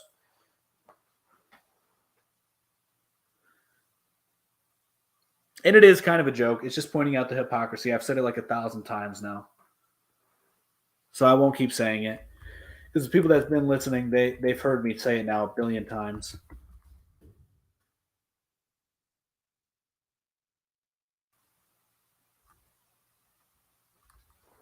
The 13th Amendment documentary is informative for curious people. Cool. Yeah, I only called you out on that because you said that you were in Moscow. So it made no sense to me that you'd be promoting another country's constitution. But you lied to me. You lied to me. How dare you? We should definitely pay politicians more money and let them do insider trading without penalties. I don't agree with the latter, but I agree with the former.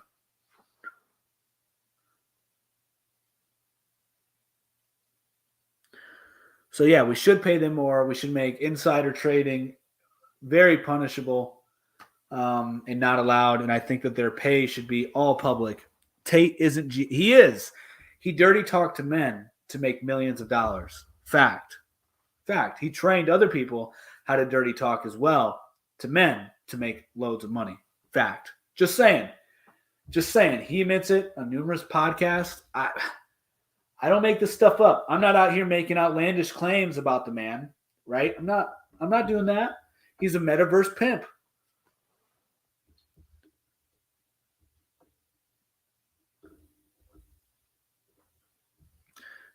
No more presidents. Let's have emperors. Let's have kings. You're correct. That $174,000 a year is absolutely ridiculous. It is. Tate has girls he has lots of fun with. And men. That's where he made his money.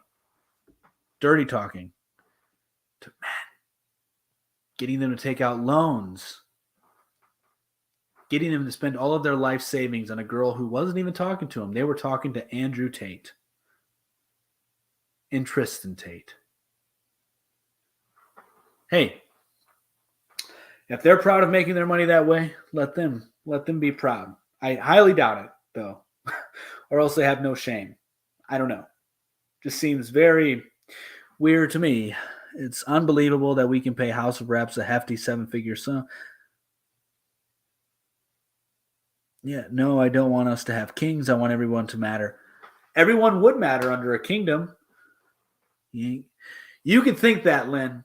Go ahead and think it. Defend your pimp. Defend your metaverse pimp. It's all good. It's all good. You go defend him. You fight up. You stand up for him. You stand up for the man who said he wants to make the new Illuminati with the war room. There shouldn't have been. I agree with you there, Lynn. 100%. Is king equal to a dictator? No, they're not. They have a lot of overlap, but they're not equal.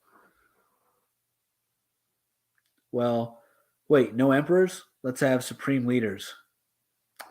Let's have kings, OD. W host. Well, thank you. I disagree with all the mandates. I followed none of them. And unlike Andrew Tate, I needed no money to do so. He says that you need money in order to do those things. I make money, don't get me wrong, but I didn't need money to do those things. They should have term limits. Come on, dude. Hey, Chard 1000. I think that they should be. I think the president should be for life. I think the people in the Congress should be there, like, I don't know, like 20, 30 years or something. I'm a Republican. I should get a job. You should if you don't have one. Or start your own business. Do your thing, man. Do you. Stats, whatever that means. Republicans own the majority of businesses. Do they? I actually don't know. And if they do, right on. I didn't get a job because everyone can get, and I don't trust. Yeah. Why do we worship money so much? I agree with you. Why do we worship money so much? And don't you think not helping her would project weakness? Also, I don't know what you're talking about, Dave, the leg. Definitely term limits. Too long, and they are on the take. I don't know. I think they should be longer. So when would people be able to elect a new king? Well, they wouldn't necessarily get to elect the king, right? The king would probably be lineage, and I don't know. I mean, I don't know if you would have elections with kings. Not from my understanding. Brittney, let me go back to your question then. Let's see. Definitely terms too long. Where was your question at? Also, don't you think not helping her would project weakness? I don't know, man. She broke the law. Respect the law in another country. Our president is the walking embodiment of weakness and mental deterioration. So yeah, Biden should not have been a president for this term. He can't speak. Yeah, I agree. Congress should give Ukraine $7 trillion. Definitely not. We should stop giving money to Ukraine, and we should let Ukraine deal with its own problems. Maybe longer between elections, so not always campaigning, but term limits for sure. Presidents for life, like Cuba. No, not like, like Cuba in the sense that they would be for life, but not like Cuba in their way of governing. Biden, yeah, I think so too. Get a job, Republicans. Yeah, get a job. Stop protesting for Daddy Trump. Get out of the streets. Go do something productive with your life instead of protesting for your Daddy Trump.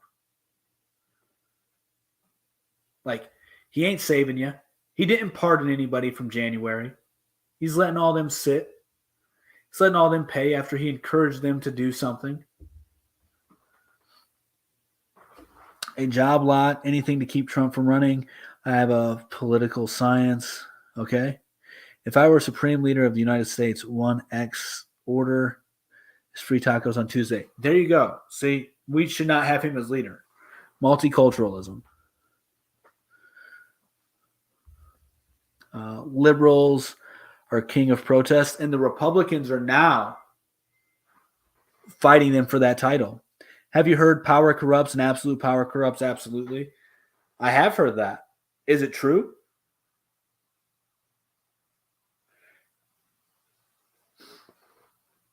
They are. They're over there protesting for Daddy Trump. They're like the FBI, who Donald Trump may have orchestrated himself, just saying, came to give him a spanking. Thoughts on Trump?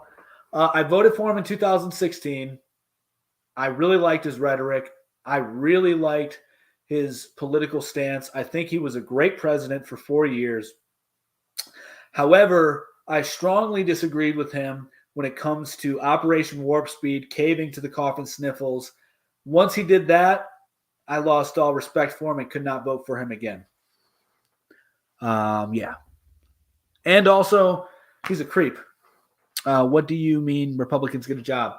They're all out there protesting for Daddy Trump, the same way that Democrats protest for their mommies and daddies in political office as well. So, and the Republicans always say, get a job. So now the rhetoric can be used against them. FBI first break-in. I don't know what that means, but maybe it was staged. People were cheering Clinton. She's a criminal. Maybe Trump's a criminal. Thoughts on DeSantis? He is a shill for that country in the Middle East with the Star of David. He makes it so you can't boycott anything that comes from them, even though they're the top manufacturers of a medication that helps transitioning for people who should not be transitioning, if you catch my drift. Thoughts on Canadian government? Don't know much about them, but they're pretty weak. DeSantis is great. DeSantis is G-A-Y. He's a big supporter of that state in the Middle East. You need Jesus. I have Jesus, my friend, but thank you. You are the problem. I am the solution. I come here with a wooden staff that can move mountains, make water come from rocks, give you the answers to all of your problems. DeSantis stands for true democracy. And that's also why I don't like him, because true democracy is truly evil. He is not the problem. I am not the problem. I am the solution. I come with all your answers. In a past life, I was an oracle.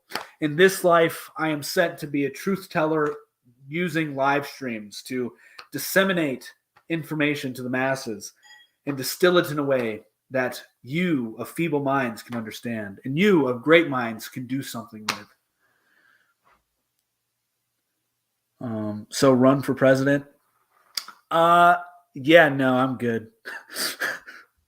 I'm good. Most are being whiny, entitled, unemployed crybabies on both sides. Fact, David.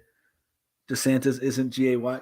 He is. He gets on it. He bows down to the state that's in the Middle East that has a star that looks like two pyramids. One's upside, one's right side up, the other's right side down. And you know, they have small hats. They touch a wall.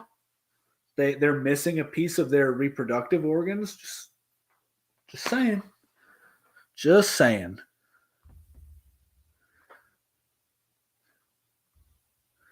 Majority of Republicans have a job. Haha, it's a bunch of unemployed Democrats. Yeah, you're probably right. Son for president. LOL. Politica is theater, bruh. Yeah, for sure. I'm a Republican and I work 40 plus hours a week. Ryan, I respect you. DeSantis stands against and had. But he says you can't boycott that country out in the Middle East. He's a shill. Let's hear how you're going to fix it. Going to fix what? Andrew Cake isn't straight. You speak the truth. Milkmaid. That's an interesting name. But yeah, he made his money talking to dudes online.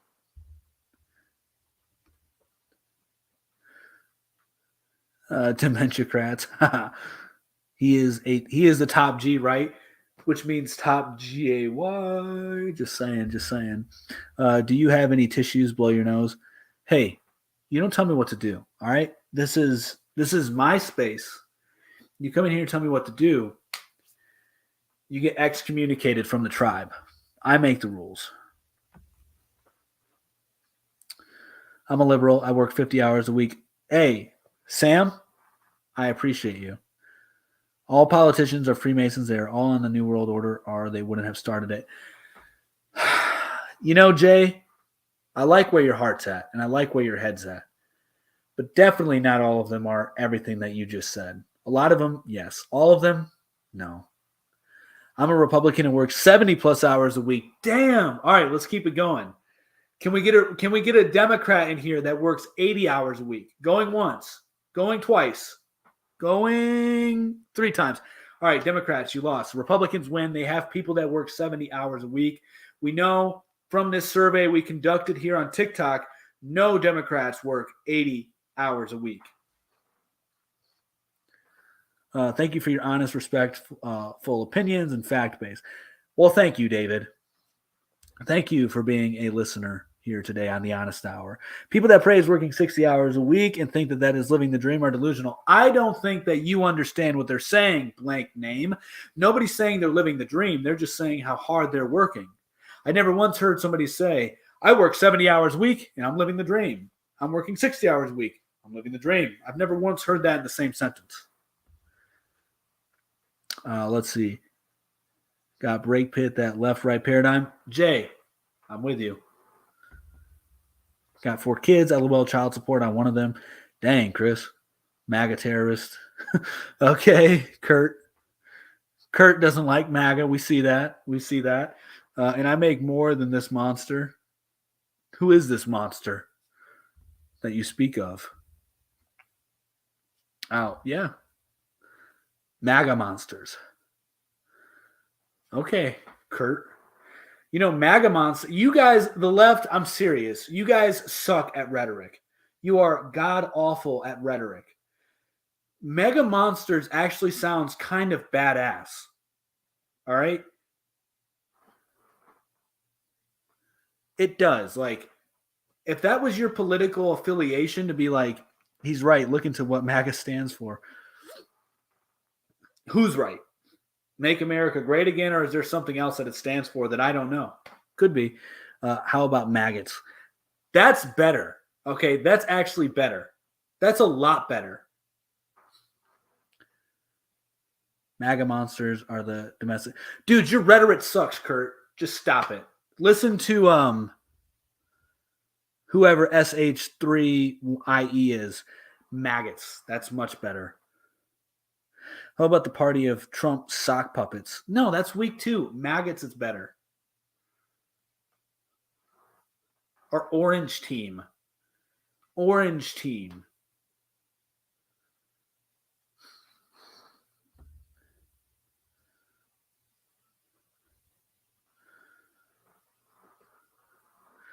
We love you people finally getting locked up. I don't know why you love me, because we are probably not even closely aligned politically. But I'll own MAGA monster. See, exactly, Kurt. You just gave Daddy Trump supporters freaking ammunition. That's a badass rhetoric to use, man. What's that say? Andrew something? Yeah, might be. He might be that. And the reason he might be that is because he dirty talked to men to make millions of dollars, using webcam girls as the face of his business. So, but Kurt, let me explain something to you. I voted for Trump in 2016. Had not went full on, see, look at this, Kurt. You gave them all the ammunition. They're saying I'm total mega monster. Dude, lefties, you got to get better at your rhetoric. Right-wingers are really great at this. I love it. This is why I'm like far right. Just because of rhetoric. Just because we're rhetorical geniuses over here on the right. Because the left makes it so easy to use rhetoric against them. Cool. You racists can take my terms. You gave it to him. And look at your rhetoric still sucks. Come on, man. Use something better. Why are we against separation of church and state? I don't know. That's a good question.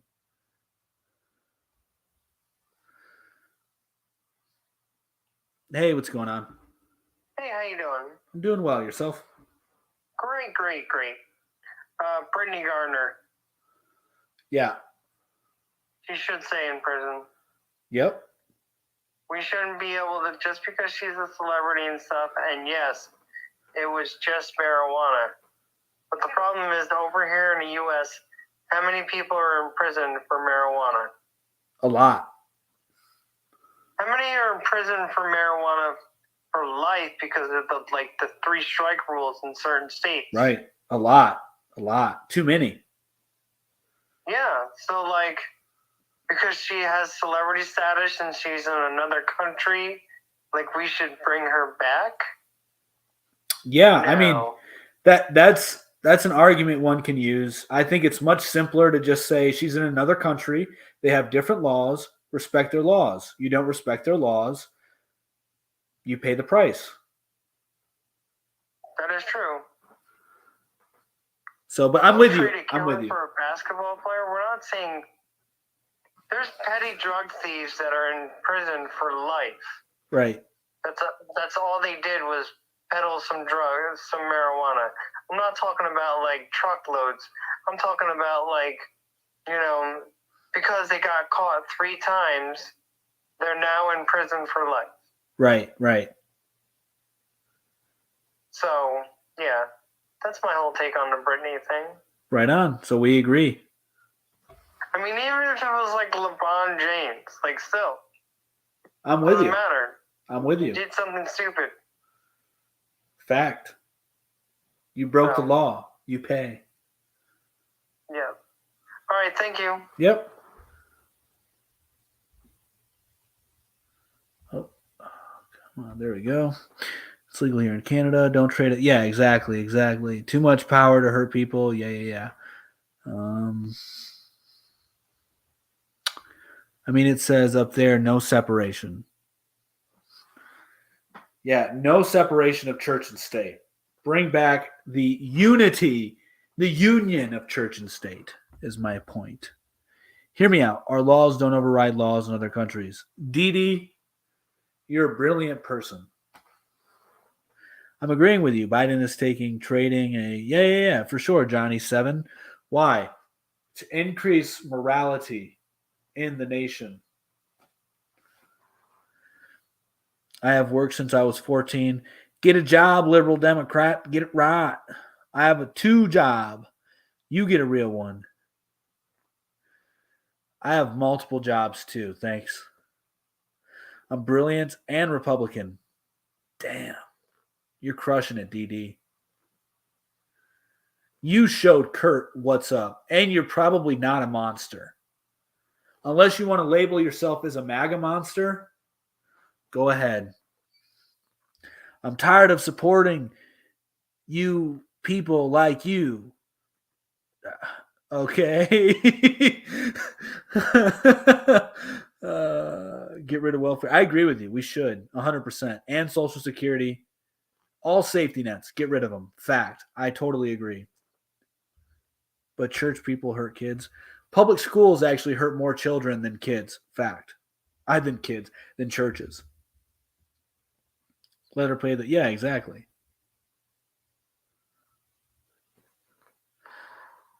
Hey, what's going on? I don't know. Brittney Griner, she was dumb. She should just do whatever she got to do. Public schools, they're stupid, but do we need them? Yes and no. I don't know. And should healthcare be where guy crashes capital time? I'm trying to read all these stuff to figure it out. No separation of church and state, yes and no, but because like when you do that and then you look at the dollar bill, it's like, wait a second, I got a dollar bill that says "In God We Trust." It's in my pocket. How did you do that? Separate church and state.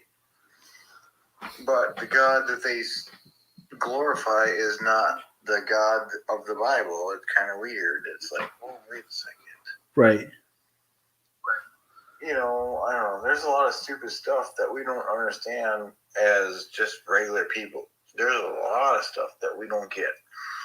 Like, we're not a Rockefeller family. Are you?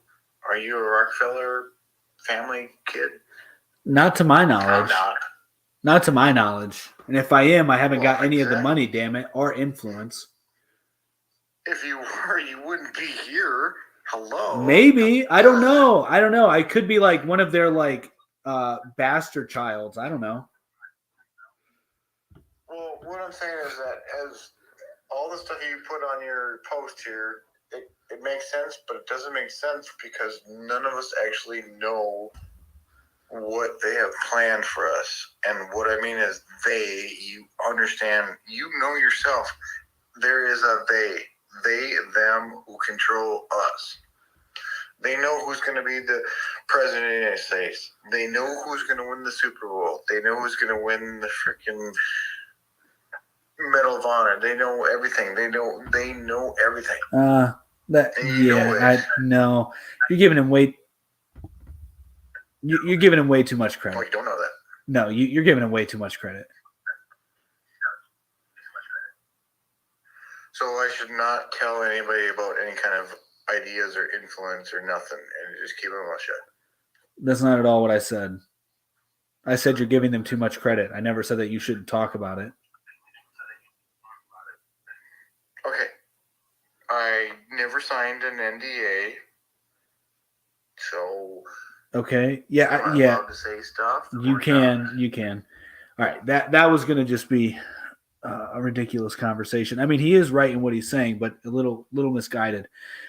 So you get rid of freedom of religion? Yes. With your Christian monarchy? Yes. Social Security? What about it? What are you talking about? Republicans are the ones with steady employment? Sure. Yeah, cool. Public schools maybe needed up to... I don't think public schools need it at all. Homeschool, parents' responsibility. Church and state are separated. They shouldn't be.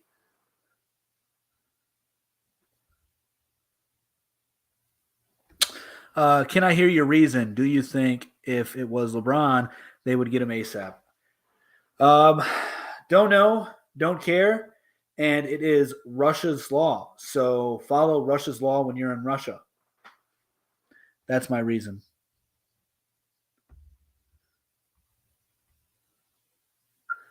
Hey, what's going What's on? going on? How are you? Oh, living the dream. So you say church and state shouldn't be separated. Why? Yeah. Because I think that the church and the state, for one, work together whether we see it or not. And the church should have more of a say in the laws that are written based on their morality. Okay. Not that I'm disagreeing with you, but the term separation of church and state means that the state or that the government doesn't control the church, not the church control the government. Okay. So when we fled from Europe to come to the New World, we wanted freedom of religion because in Europe, the government said, you're Catholic, just flat out. So that's what that means. Well, they weren't Catholic. They were the Anglican Church, if I'm not mistaken. Well, yeah, but it would be more akin to modern day Catholicism than anything. Debatable, but I get your point. I mean, it is totally different, but yes. So, but anyway, I was just wanting you to get your... Yeah, and I would say that there's a misconception about the people that fled to America.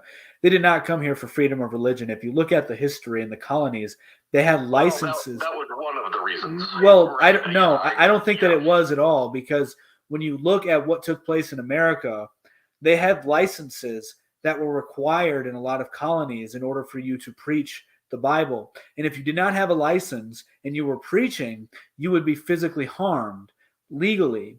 So they prevented any kind of freedom of religion within their colonies. They made it strict that you had to preach what they believed in the Bible. And if you did not, you would be punished. So there was not really freedom of religion.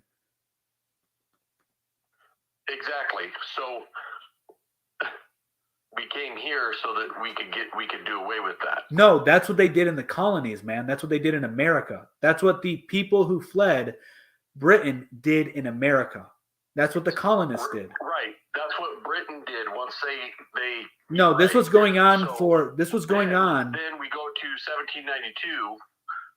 You know, this was going on for. Letters that were written. No, this was going on. What I'm talking about was going on pretty much the entire time they were here. Pretty much. Right. Yes. No, even before I'm talking about the Americans who fought for the revolution as well, bro. They were a part of that. So they did go to the letters. That's where the term separation separation of church and state. That's where that came from, and that's what they were going for. What are those fucking letters called? There's the Declarations of Independence. There's the Constitution. No. It was letters back and forth when they were discussing how to write the Declaration of Independence and the Bill of Rights. It is the I can't believe I've forgotten what those things are called. It was a bunch of letters written by all the founding fathers back and forth, and was it Jefferson that talked about?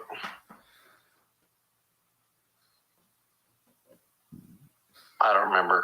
Anyway, he's the one that brought that up, and the reason they were talking about it was so that because unlike their former government, they didn't want the government to tell the church what they could and could not preach. That is what separation of church and state means. Yeah, well, The Federalist Papers. Well, the separation of church and state was to prevent the unity of the church and the state. The state arguably has more control over the church with no church and state. This is another argument against church and state. Now the state can decide whether or not they're going to shut down your church during a whole cough and sniffle thing. the state can now demonize your church if you're not preaching what they want you to preach. So arguably, the no church and state means that the government gets more control over the church. So that they can't really shut down your church.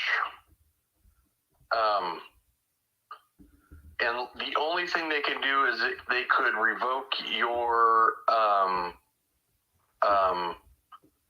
tax-free exemption. So there's more. So the state has more control over the disunity, the disjointing of church and state, no church, the separation of church and state, than they would if they were together. No. They do. There's more leverage for them to punish the church without the church and state being together. Because they would work together. They wouldn't like hold power over another. I mean, you go back when the church and state was established in England, in Europe, and a lot of places in Europe, the Pope had the power to get rid of kings at certain points.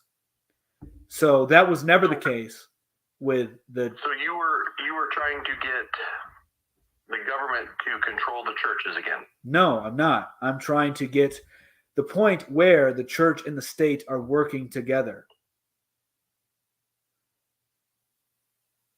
You have the Orthodox Church, Orthodox Christianity, that church working with the United States government in order to enforce laws, pass laws, and keep society coherent and have a morally higher standard. You would not have laws like abortion. I'm not saying that we don't need a higher standard, because we do. But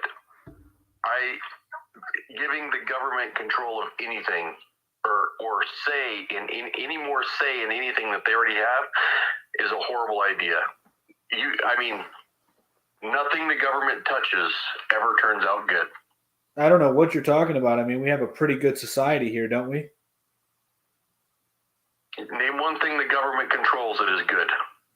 Well, they control a lot of the power grid. They control a lot of the streets. Okay. They control the police officers. And they Texas control. has a better power grid. Okay, but you're missing. I mean, you can argue that some places are better, some places are worse. Fair. Police. Texas has its own power grid. Cool. State. So it is not connected to the rest of the U.S. Cool. And it's better. Cool. So the police departments, I think they're really good. I think we should have those. I think the FBI does a lot of good. I think the CIA does a lot of good. I think that we what should else? get rid of the CIA, the ATF, we should get rid of all those guys. And replace them with what? The sheriff can do all of that. The Who is sheriff, an elected official. The sheriff can do the work of the CIA.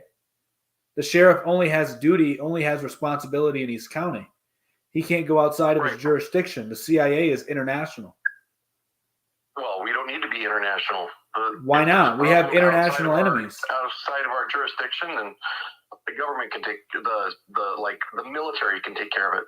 Okay, so then you would have to say, everybody get rid of your intelligence agencies, all countries.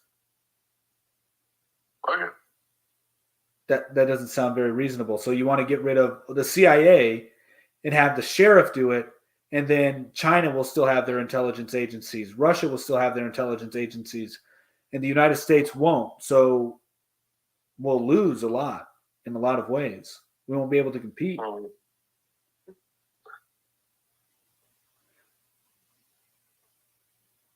So I think the government. I do not want one government agency having that much power over the people. That is my problem. I don't think that's really a problem. I think that it just depends on the morality of the people that are governing. I'm not opposed to bigger governments. I'm not opposed to smaller governments. I'm okay if the government's small, like a tribe. I'm okay with that. I'm okay with the government being very, very big. The issue is the morality of the people in the government. That's the main issue. It has nothing to do with the size of the government. It has to do with the morality of the people inside of it. Absolute power corrupts absolutely. Yeah, that's a cliche everybody uses, but I don't think that they really reason that out, right? Like, if you have God has absolute power, in my opinion, and I don't think God's corrupted at all.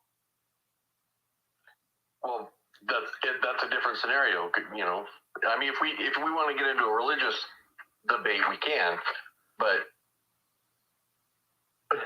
I mean, God is perfect, right? Exactly, and he has absolute power. He has absolute power. And he has absolute power, but he is perfect. Yeah. Man is not. I agree. So that's what I'm saying, though. Like, Perfect. this thing that absolute power corrupts absolutely, I don't know that that's true, because we see a lot of absolute monarchies that have lasted a long time, and by the time they got corrupted, every government's corrupt, though, at some point in time. That's because they have too much power. No, you can be corrupt. Yes. And you don't need to have a lot of power to be corrupt. I can be corrupt. You don't need a lot of power to be corrupt. You can be corrupt with very little power. The amount of power you have doesn't determine whether or not you're going to be corrupted. The amount of power you have determines how much damage you can do with your corruption, yes. But anybody can be corrupted. And yes, if you have a big government and it becomes corrupted, bad things can happen. Yes. But likewise, if you have a small government and the small government becomes corrupted, well, then that can be really bad as well. That can lead to more anarchy than anything. If you have too small of a government that loses its power due to corruption, pretty much, well, or tries to restrain or try to hold its power by corruption, you're going to have more anarchy. Whereas if you have a big government and you have a lot of corruption, you're probably going to have just more order in the street, which you may not agree with, I get, but you won't have chaos. You will have just insane order. So it depends on what you want. And I think that you can get more done with a bigger government. It's more efficient. But I definitely get the appeal of a small government. We have a very big government and we get nothing accomplished. So how does that work out? China has a huge government and they get a lot accomplished. Okay. We have a very big government and we get nothing accomplished. Dude, do you see what I'm doing here? China has a very big government and they get a lot accomplished. So the size of the government has nothing to do with it. It has to do with the morality and the objective of the people within it. Oh, I don't know. I wouldn't say that China's more morally above, or, you know. That's not what I'm saying. Higher than us. That's not what I'm saying. But they are more That's exactly what you said. No, I didn't at all. They have higher morals, so they get more done with their large government. That's not what I said. No, I said that they have a bigger government and they're more efficient. And I said that their objectives and their morals, generally speaking, not China, but the morals and objectives really can determine how well a government will function. China, I think that they are pretty moral. I don't think that they have like a religious base, because it's their religious base is very convoluted. They have a very interesting religious history, but they have very good family ties, right? So, like, it's not uncommon for Chinese people to have multi-generational homes. They're very family oriented. So, in that sense, they're more moral and social that's cohesive. True with lots of cultures. I know, and it's not true with the United States. That is extremely true in like Mexico. Yeah, and Mexico's shitty. Very corrupt government. Yeah, I know, but they're more moral in that sense. That's my point. So China's more moral in that sense. Mexico's more moral in that sense. More moral in Mexico. I mean, they are with their chopping people's heads off left and right. Yeah, but they're more moral in the sense that they're more family oriented in that regard. I'm not saying overall, and I'm just saying that you can use the family as one point to extrapolate out to other morals within the country itself. I think that the Chinese people, they're just worker bees, man. They love to work. That's what they do. So they're just more efficient overall than the United States is. You're trying to get a dictatorship or something like that then? No, I want a monarchy. Okay. I think that's a horrible idea personally. Cool. I don't. Okay. So, yeah, man, I got somebody else that wants to come in here. I appreciate your time. All right. Thank you. You have a good night. You too, man.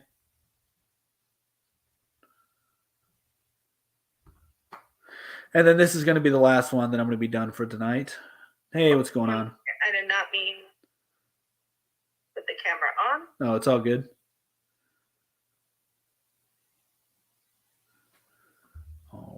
right. I can't get it off. It's off right now. There you go. All right. There's 3 of these that I would like to touch on, and whichever one that you prefer to touch on first, we can. Politicians should be paid more and have longer terms, presidents for life, and no separation of church and state. You pick. You came on here. You pick which one you want to touch first. Okay. Let's start with what you were talking about earlier with the separation of church and state. Okay.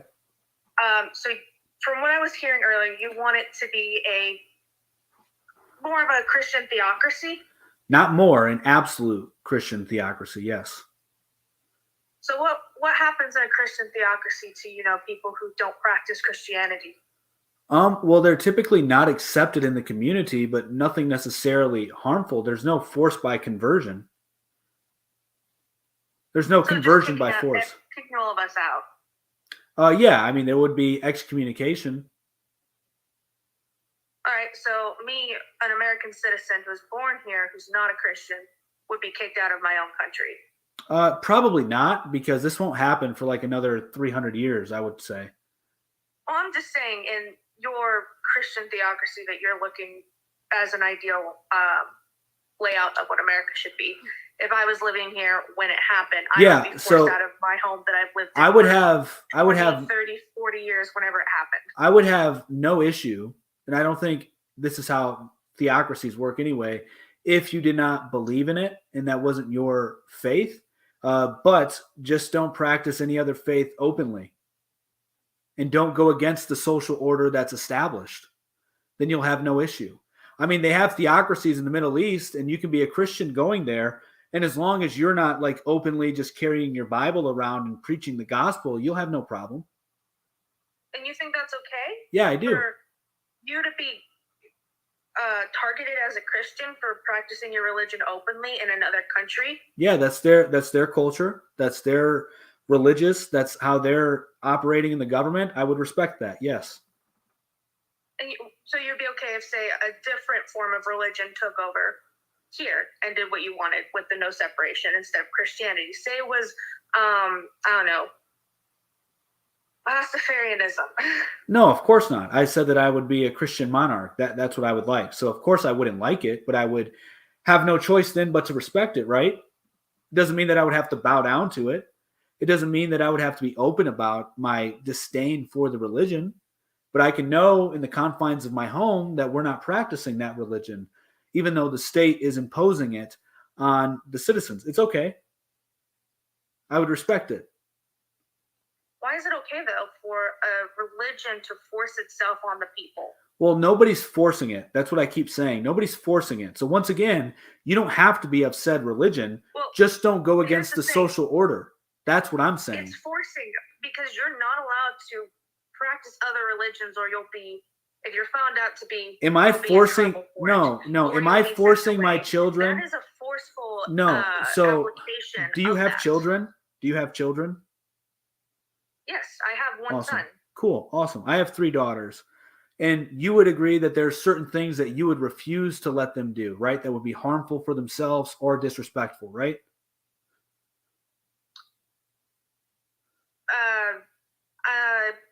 I guess, like, cool. Pretty extreme things, probably, like, unaliving someone. Cool. So there is a line where you would make sure your child doesn't do something, right? You would do everything in your power where they wouldn't do something to keep the order that you think is best for your children, right?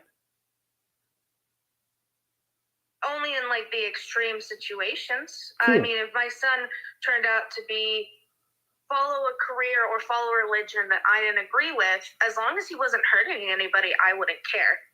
Cool. Yeah. So that's the same way with the government.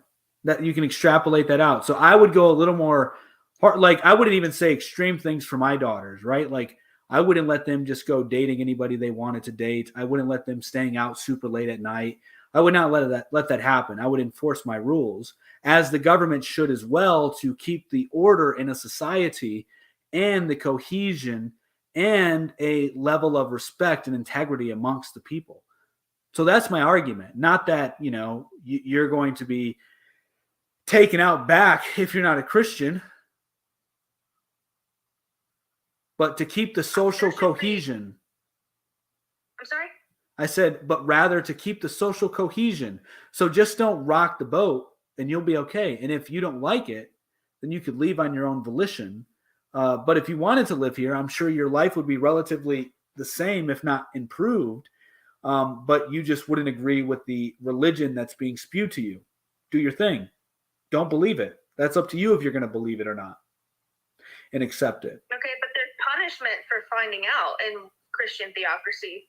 Excommunication, like you said, being forced to leave. Yeah, so that's punishment for non-belief. Well, you would have no issue with it if you weren't doing it openly, right? You'd have no issue. So I should hide who I am. Yeah. For the status quo. Yeah, you give up some of your individuality for the many. Yes. This happens in every society, by the way. Yeah, there should be a fraction of it, such as you don't go around unalighting others or doing terrible things to others, but forcing what people can practice out in the open, that's a form of terrorism, in my opinion. Well, it's not terrorism. You can say it's authoritarian. I would agree with that. But it's certainly not terrorism. So, yeah, I guess we agree to disagree on this point.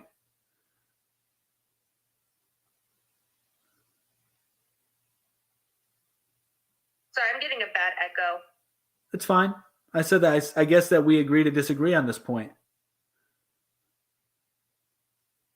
Well, what you're saying with the church and state thing, added on top of with the president for life and the politician, that's basically a dictatorship. It's not. People keep using dictatorship, but they don't realize that monarchies and dictators are different. Is there overlap? Yeah, of course, but they're different.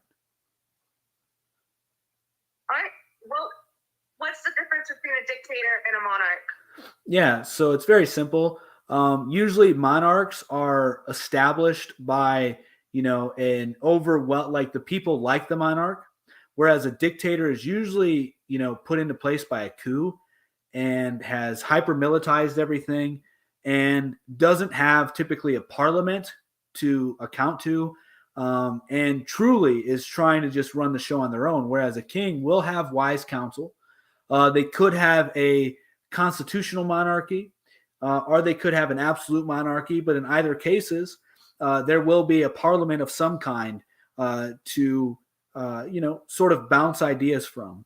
Whereas a dictator, you don't necessarily need that. It's usually blood, power over everything to keep your power. Whereas the king has more of an obligation to his people, because if the estate does well, he does well. If the estate does bad, he does bad. Whereas the dictator, if the state does bad, he can still do very well. Look at Kim Jong-un, for example, right? North Korea does very bad, but he's very rich. Whereas in a king state... I'm sorry, if I may interject, can I leave and come back to get rid of the echo? Because it's really hard to understand. Yeah, that's fine. I'll be right back. I got to grab a charger.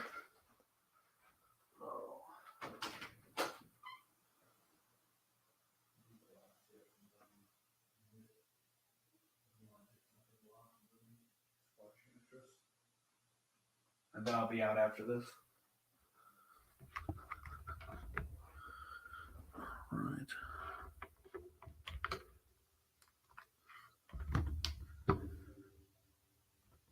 All right. All right. Yay, the echo's gone. Thank God. Cool. So yeah, that's the difference between a dictator and a monarch. So how in this idealistic scenario would the monarch come to power? Because I know for sure. Yeah. Most people in America don't want a monarch. I don't know about that. I mean, probably right now, yeah. But I think the course is changing. There's an interesting pattern developing, especially within the alt-right community. And the alt-right community is becoming a lot of the Generation Z right-wingers. All right. So alt-right just means alternative right. And so the alternative right's becoming very popular amongst the younger generations. And I think that's going to keep happening. And so eventually the old Republican Party is going to die out, just like the old Democratic Party is dying out right in front of our eyes. And so the Republican Party is going to turn more nationalistic for a few generations. And then we're going to see it change into more authoritarian after a few generations, which would then be more monarchical. So it's going to take a long time. It's going to take a lot of social change. Authoritarianism does not turn to monarchy. Authoritarianism turns into dictatorship. No, it doesn't actually. That's how you So get people no, like the man in Germany. I don't want to say his name. yeah, Mr. Mean banned from Mustache. life for that before, but Mr. Mean Mustache. Mr. Mean Mustache. That's how you got Mr. Mean Mustache. Yeah, so authoritarianism isn't necessarily I'm using that bad. from now on, by the way. Thank you for that. You're welcome. That's what I use. Yeah, I got it from a comedian called Owen Benjamin. That's how he used to refer to him, when he was trying to stay on all the platforms, and now he's banned from everywhere, and he had to create his own thing. But an authoritarian government, isn't only involving, dictators, because democracies can become authoritarian. Republics can become authoritarian, and authoritarianism isn't necessarily bad either. It can be very efficient. It can get a lot of things done. Wait, why aren't they bad? Yeah. Why is authoritarianism not bad? They restrict the freedom of the people. Yeah, so that's not necessarily a bad thing. Every country does that to a certain extent to begin with. So that argument's kind of, nonsensical in a way, because every state will remove some freedom from the person. Every state. Typically, the freedom that is, restricted is freedom that infringes on others' freedom. Exactly. So, unaliving someone infringes on the person's right to life. Yeah, but that's still enforcing. That's still taking away a part of freedom. So whether it's extreme or minor, every government takes away some type of freedom. So one good thing I would say about an authoritarian regime would be that it's able to produce things nationwide pretty well. It's also able to save time on decision making. You know who the leader is typically and who to point the fingers at. It's more consistent as well. So I mean, there's a few good things that you could have about them, and there's also a lot of clarity in the hierarchy. So it's not as ambiguous as who's calling the shots in an authoritarian regime. But you could make the reverse argument, right? That authoritarian regimes, because they can make fast decision-making processes, means that they could go very extreme and start really taking away people's rights and offing people for who they don't appreciate. And yeah, you can make the counter argument, of course. Historically, how it's happened every single time. Well, historically, we can say every government succumbs to a collapse and in a bit of anarchy. Every government fails. There's no government that's lasted the entirety of human existence. Not one, except for God's, but that's a whole nother thing. But any manly government has always failed. In the Republic in Rome, Caesar was assassinated, right? And then that went to hell. There's a bunch of governments that we can use examples of that are different, that are not. Like, where's Athens, Greece? Athens, Greece, that was a direct democracy. That failed, right? That failed. So every form of government will fail and will have a power vacuum for a brief time period. Yes. The problem is the government, and I know the government doesn't do this, the government should be focusing on what's best for its people. And having that authoritarian regime of Christian theocracy is not the best course of action for its people, because you restrict people's right to the pursuit of life, happiness, all those things. Like, I'm a non-Christian. Okay. I have no ill will towards Christians. I just don't practice. Yeah, I have no ill will towards you. On my right to the pursuit of life, liberty, and happiness. Yeah, I have no ill will to you as a Christian. I have no ill will to you whatsoever. You obviously, it doesn't even matter what the governments say, right? Because consciously, you have the right to believe what you want to believe. The difference is, do you have the right to practice what you believe in any nation? I think the answer is no. and it should be enforced. And I have no issue with that. As far as But getting rid of the, America shouldn't be a Christian theocracy. We're a melting pot. yeah, I That's don't agree with one of the that. things about us that makes us, America pretty unique. It makes us really how shitty. It's founded on that like mixing pot of beliefs. I think it makes us really bad, actually, and I think that's why we're heading towards a second civil war. We're heading towards it. You'd kick me off for saying what I wanted to say. I probably wouldn't. I mean, as long as you're not being disrespectful to me, I don't care. No, not to you, but to the fanatics dictator. I'm not a fan of Trump, if that's who you're referring to. Yeah. Yeah, I mean, you can argue that he could be the cause of it. I could argue that he will spark it or that the left has sparked it. They're both complicit in the division that's been created throughout the country. It's not unique to Trump. No, it's not. But that's not, I don't have a disagreement on that with you. My disagreement is really on just,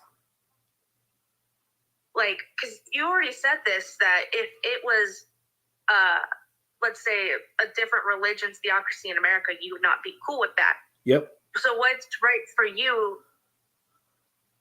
So is my not right for worldview, me, that's what goes. yeah, so everybody has a worldview. And my worldview is that Christianity is the truest religion there is. I think that every religion has truth in it. I think that religions are hierarchical. I believe that Christianity is at the top of the hierarchy, being the best religion there is to get you the closest to God. And I therefore believe that it should be the one established in the country I want to live in. Oh my gosh, I'm sorry. People keep trying to call me and it keeps messing up the audio for me. Okay, it's all good. So you're completely silent for me now. All right. Yeah, so what I was saying is I believe that religions are hierarchical and that Christianity is the best form of religion there is.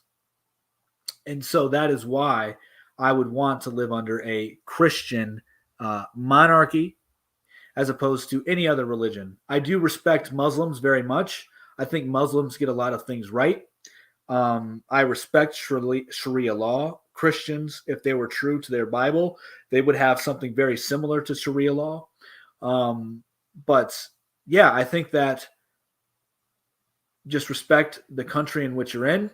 And of course, I'm not going to be okay with another religion being the theocracy in my country. I would, of course, not want that. But if it came to that, well, then I would respect it. For instance, if Islam came over and totally, took over as far as the church and state goes, I'd be cool with that. I'd be, all right, cool. It is what it is. I'll respect it because I get along with a lot of Muslims, but I'm still going to be a Christian. I might not openly say I'm a Christian, but I would not identify as a Muslim either. And if need be, I'd move. So why do you think that your version of what you're wanting is not going to cause an uprising of the people? Like how it always happens? Well, that's not true. Every I mean, time somebody tries to put up their religion, their government, that's their not true. dictator, their ruler, that's not true. it eventually comes down by the people. Yeah, you're using the same argument that I can use for any government. So that's really that's like a nonsensical argument against what I'm proposing, because every government eventually comes down. And then there's a new government that replaces it. So, and the people and revolutions usually start and create democracies and republics as opposed to monarchies. Because revolutions are disgusting, in my opinion. I think revolutions are tools by the elite to establish an order that will favor them over the people. I think monarchies are really for the people, more so than democracies or republics. Why would you say that? How is a monarch's will and wishes more for the people? So as I stated earlier, people voting on what they want. Well, first off, if everybody's voting, that's really dumb, because then you're basically allowing the lowest common denominator to be manipulated by the media, by the elite, by psyops, by so many things, by their peers. So that's not really that good, because there's more dumb people than there is smart people. Fact, just look at the bell curve of IQ. So that's really bad. But as far as the kingship, like under a kingdom rather, the king has more at stake to lose than a president does that's in there for 4 years, right? Because a president could be there 4 years, do what he has to do to get elected again, and then maybe he'll start doing some good things. But then after that 8-year period is up, another president comes in and can completely erase his legacy, and then you don't even know who the president was 20 years ago, right? Whereas if you have a king for life, everybody is going to know the king from 20 years ago to now because the king is still the same. So it brings that kind of cohesion. Additionally, the king has more to lose because he's there for his entire life. So if he does something wrong to wrong the people, people know who to point the finger at quicker than in a republic or a democracy, because the corruption level would be lower, but obviously there's more of a risk, right? In a king in a monarch to be corrupt, there's higher risk because there's more centralized power. But you will at least know who's the corrupt individuals in the monarchy, whereas you would not really know who's all corrupted in a democracy or republic. We have ideas on who's corrupted, but it's very, very hard, and you have to do a lot of work to figure out everybody who's bought and paid for by corporations, what interests are they playing for. Whereas if the king was in power, it'd be a lot easier to deduce who he was corrupted by and to. And so his longevity is predicated on good rulership, because not only is he there for life, but his son or his brother or somebody next in line is going to take over. So his family will pay the price for it, more so than, say, Donald Trump's family for the poor decisions he did, or Barack Obama's decisions, or George W. Bush's decisions, right? So the monarch has more at stake than the presidents do. And I think that right there would increase the chances of having good rulership for longer. A lot of the things you said about corruption can be applied to a monarchy as I said that. A monarch I typically literally has said that. advisors. I literally said Like, that. not just a few, though. I know you said that, which is why it's you're saying one thing about, democracy that's bad that can be applied to a monarchy in the same way, maybe at a lesser scale, but in the exact same way. Yeah, well, did you get my main point, which was you'll be able to weed out the corruption easier than you would in a spider web of democracy in the republic? That was my main point, that it's harder to weed out corruption in these kind of systems we live in, where it'd be easier to point out the corruption and easier, if you were inclined to get rid of certain people, if that was your inclination. Whereas right now, who are you going to point the fingers at? We can point the fingers at both parties and say, you, all bad. And we may miss a few, right? Or we may get some of them wrong. Whereas in a monarchy, it'd be a lot easier. I'm not saying that it would be easy in total, but I'm saying it would be easier to point out and weed out the corruption. And it would be harder to corrupt. The thing with monarchy that is the cornerstone of its issues is that everything that is right is dictated by this one person.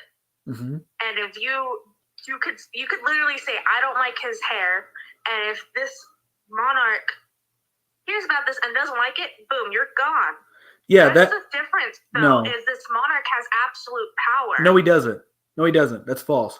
Because there's a parliament, there's councils, as you said. So he doesn't have absolute power. No, his say is no, the last so, say. No. So he has the absolute power. No, so there are people that can push back against the king, yes. In the parliament. His advisors, yes. So that's just not true. The advisors are able to veto the king, you're saying? They can push back and keep things from getting passed, or do things to prevent the society from accepting it. Yes. So no king has absolutely had absolute power. That's a misnomer. That's a misunderstanding, even in absolute monarchies.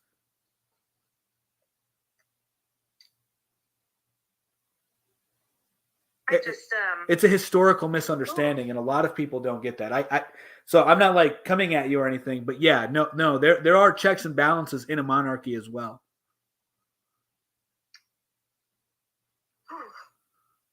And I'm just still really stuck on the whole religion aspect of this too.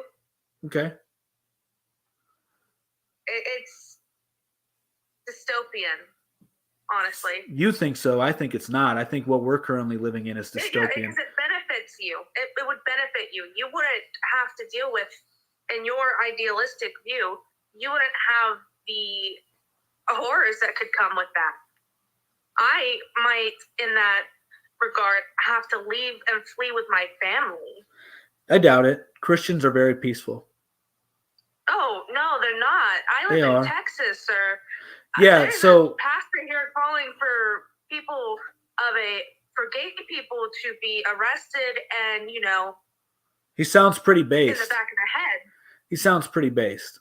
But we're a long way away You from should that. look up Steadfast Church then. You should look up Steadfast Yeah, I'm Church. not- It's not very far from me. I'm not a Baptist. I'm not a Protestant. I subscribe to the Orthodox theology. I think that Protestantism is really bad for Christianity. Is that Catholicism? No, it's not.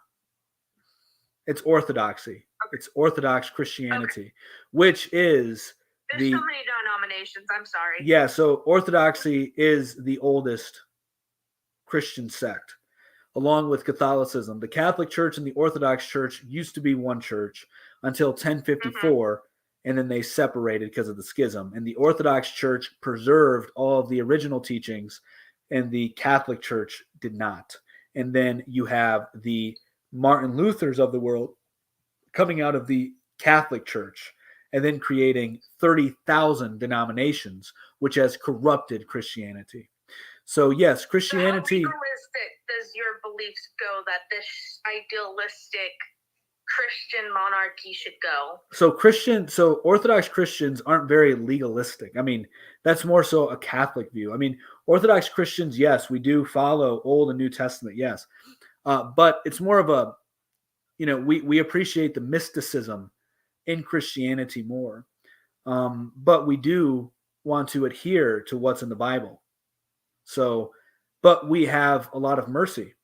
And that's why I would say, as far as what you were referring to, as far as the pride crowd, what your pastor said, I think that's too harsh right now. I would be more of the mind that we need a couple generations of essentially reprogramming the youth, because they've been corrupted by Satan to believe these things are okay. So they need to have a lot of mercy and a lot of patience. But after, say, 4 generations of reprogramming, relearning, then you be more intense with your laws against that type of behavior. But it would take a long time before you get there. So I'm a working woman, right? I work. I bring home money. Yep. Would I still be able to work, or would I have to stay home? Would I become back to how it was, where I'd be property? Yeah. I wouldn't be able to work. I wouldn't be able to, have a bank account. That's a good question. That's a good question. So if you're married, yeah, you're one with your husband and your husband's one with you. So that idea that you're something outside of your husband, throw that out the window. And the same with your husband. Your husband is you and you are your husband if you're married. And even if you are married or not married, women are allowed to work. If you look at Proverbs 31, it talks about the perfect woman. And the perfect woman is putting her family first. And then if she needs to make money to help her family, she will. But the nuance here is that you should never prioritize making money over your children. Your children, as a woman, that is your natural right to take care of them always. That is your natural God-given right. It's not your duty, it's your right. But he's not typically. He's not. You're talking about you're talking about the exception to the rule. Most men are not that. They're not. But if they are, is that okay? Can I still work and he stays home with the child? That would be frowned upon, yes. That would not be socially acceptable. That would be the exception to the rule. That wouldn't be all right. That would be socially unacceptable. But that doesn't mean that you still can't work and he can't work. The idea would be for your husband, if need be, to go out into the world and make things happen. But that doesn't mean that you can't make money either, right? That's a big misunderstanding. Your right as a woman is to raise your child at all costs. And then your husband's right and duty as a man is to make sure that you can take care of your children, because it's shown in studies that women who pass away when their children are infants, there's a really high chance that their infant will die as well. Because, and this is why men go to war and women stay at war. One of the many reasons why men go to war and women stay back home with the children, because naturally they're more caring and nurturing, and the children want the mother, especially in their younger years, over the father. I know I have 3 daughters. One's going to be here. My son. Yeah, Oh my gosh. I don't know how old your son is though, right? I'm talking about very young, like 1, He's like 2. right now. Cool. So, I mean, yeah, he looks up to dad. That's cool. But when he gets hurt, I'm pretty sure he comes to you. When he gets sick, I'm pretty sure he comes to you. When he needs comforting, I'm pretty sure he comes to mom. That's like default for every man, right? Every man wants their wife, their girlfriend, or their mother, if they don't have one of those other two, to take care of them when they're sick.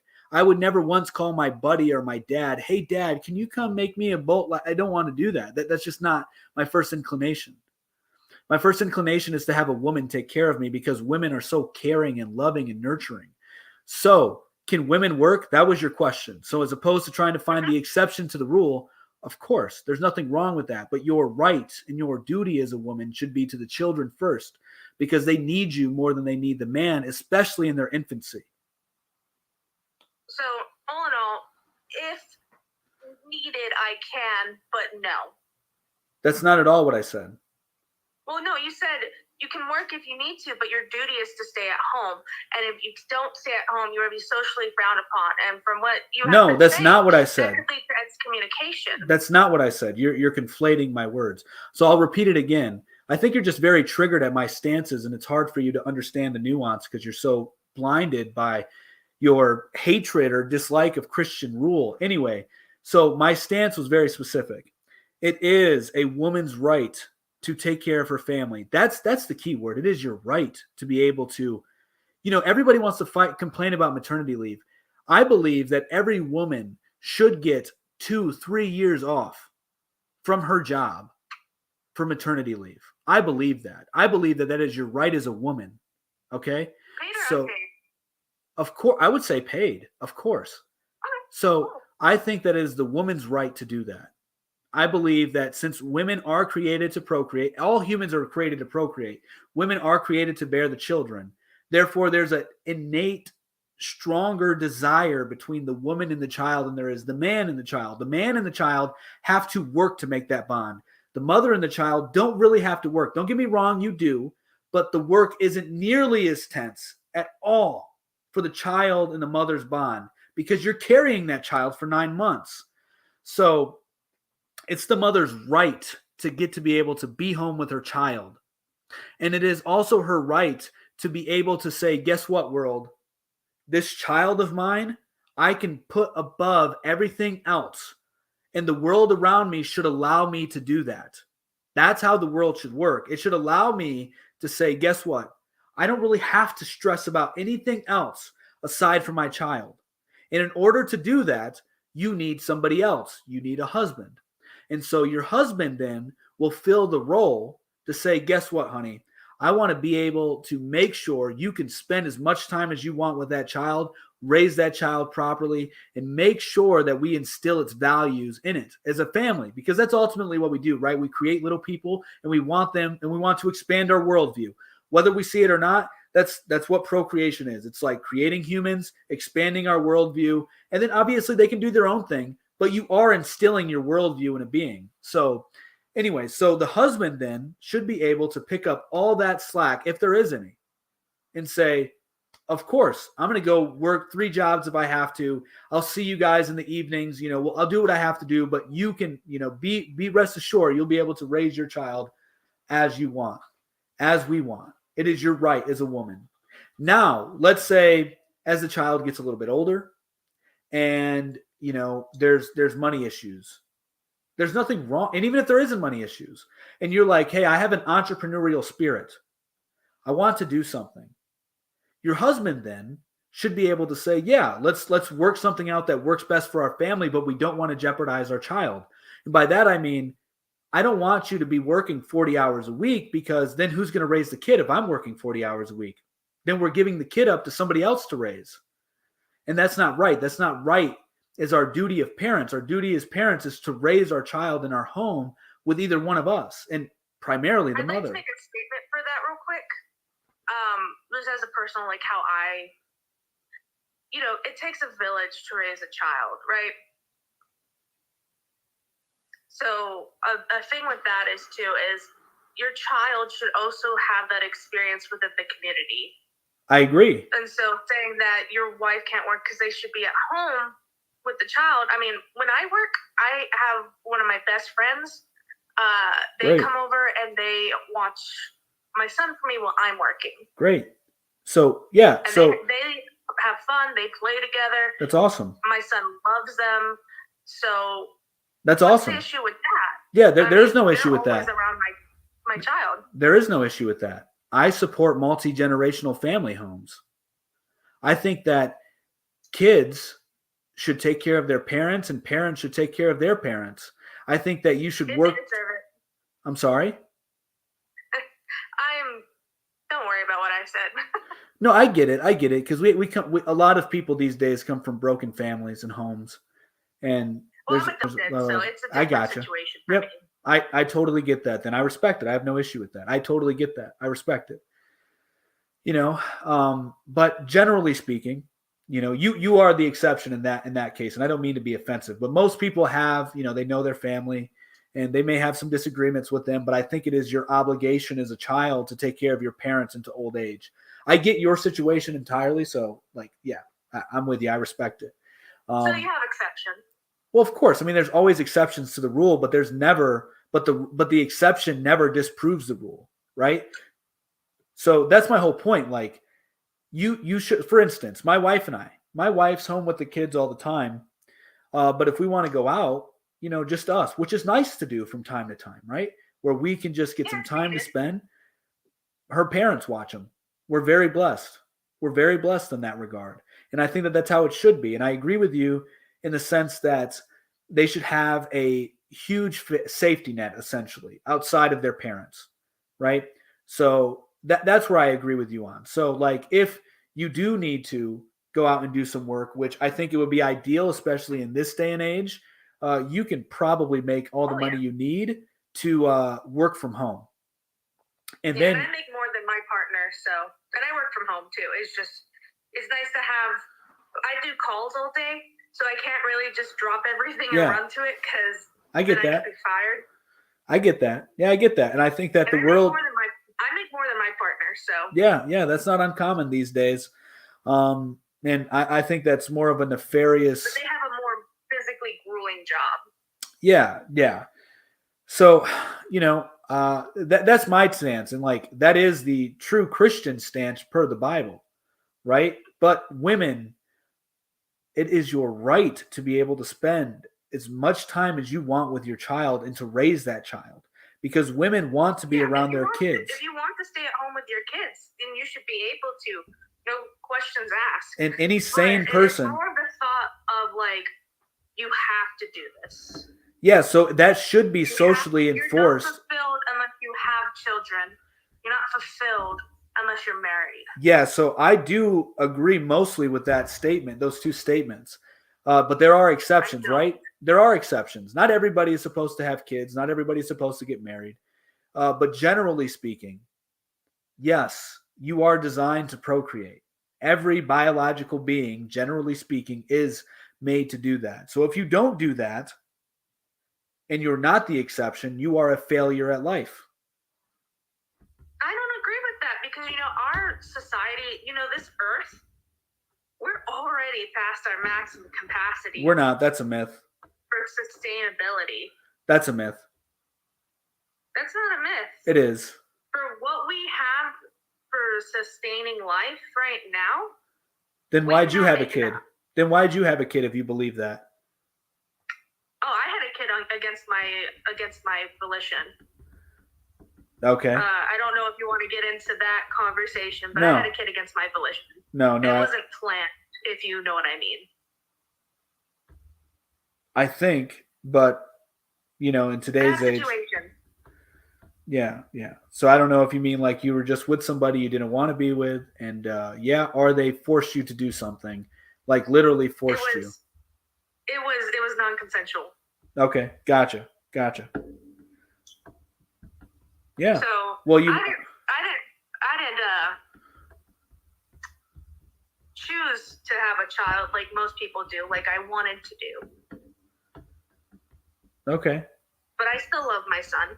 Right on. That's great. Yeah. But what's your point of coming at me like, then why did you have a kid?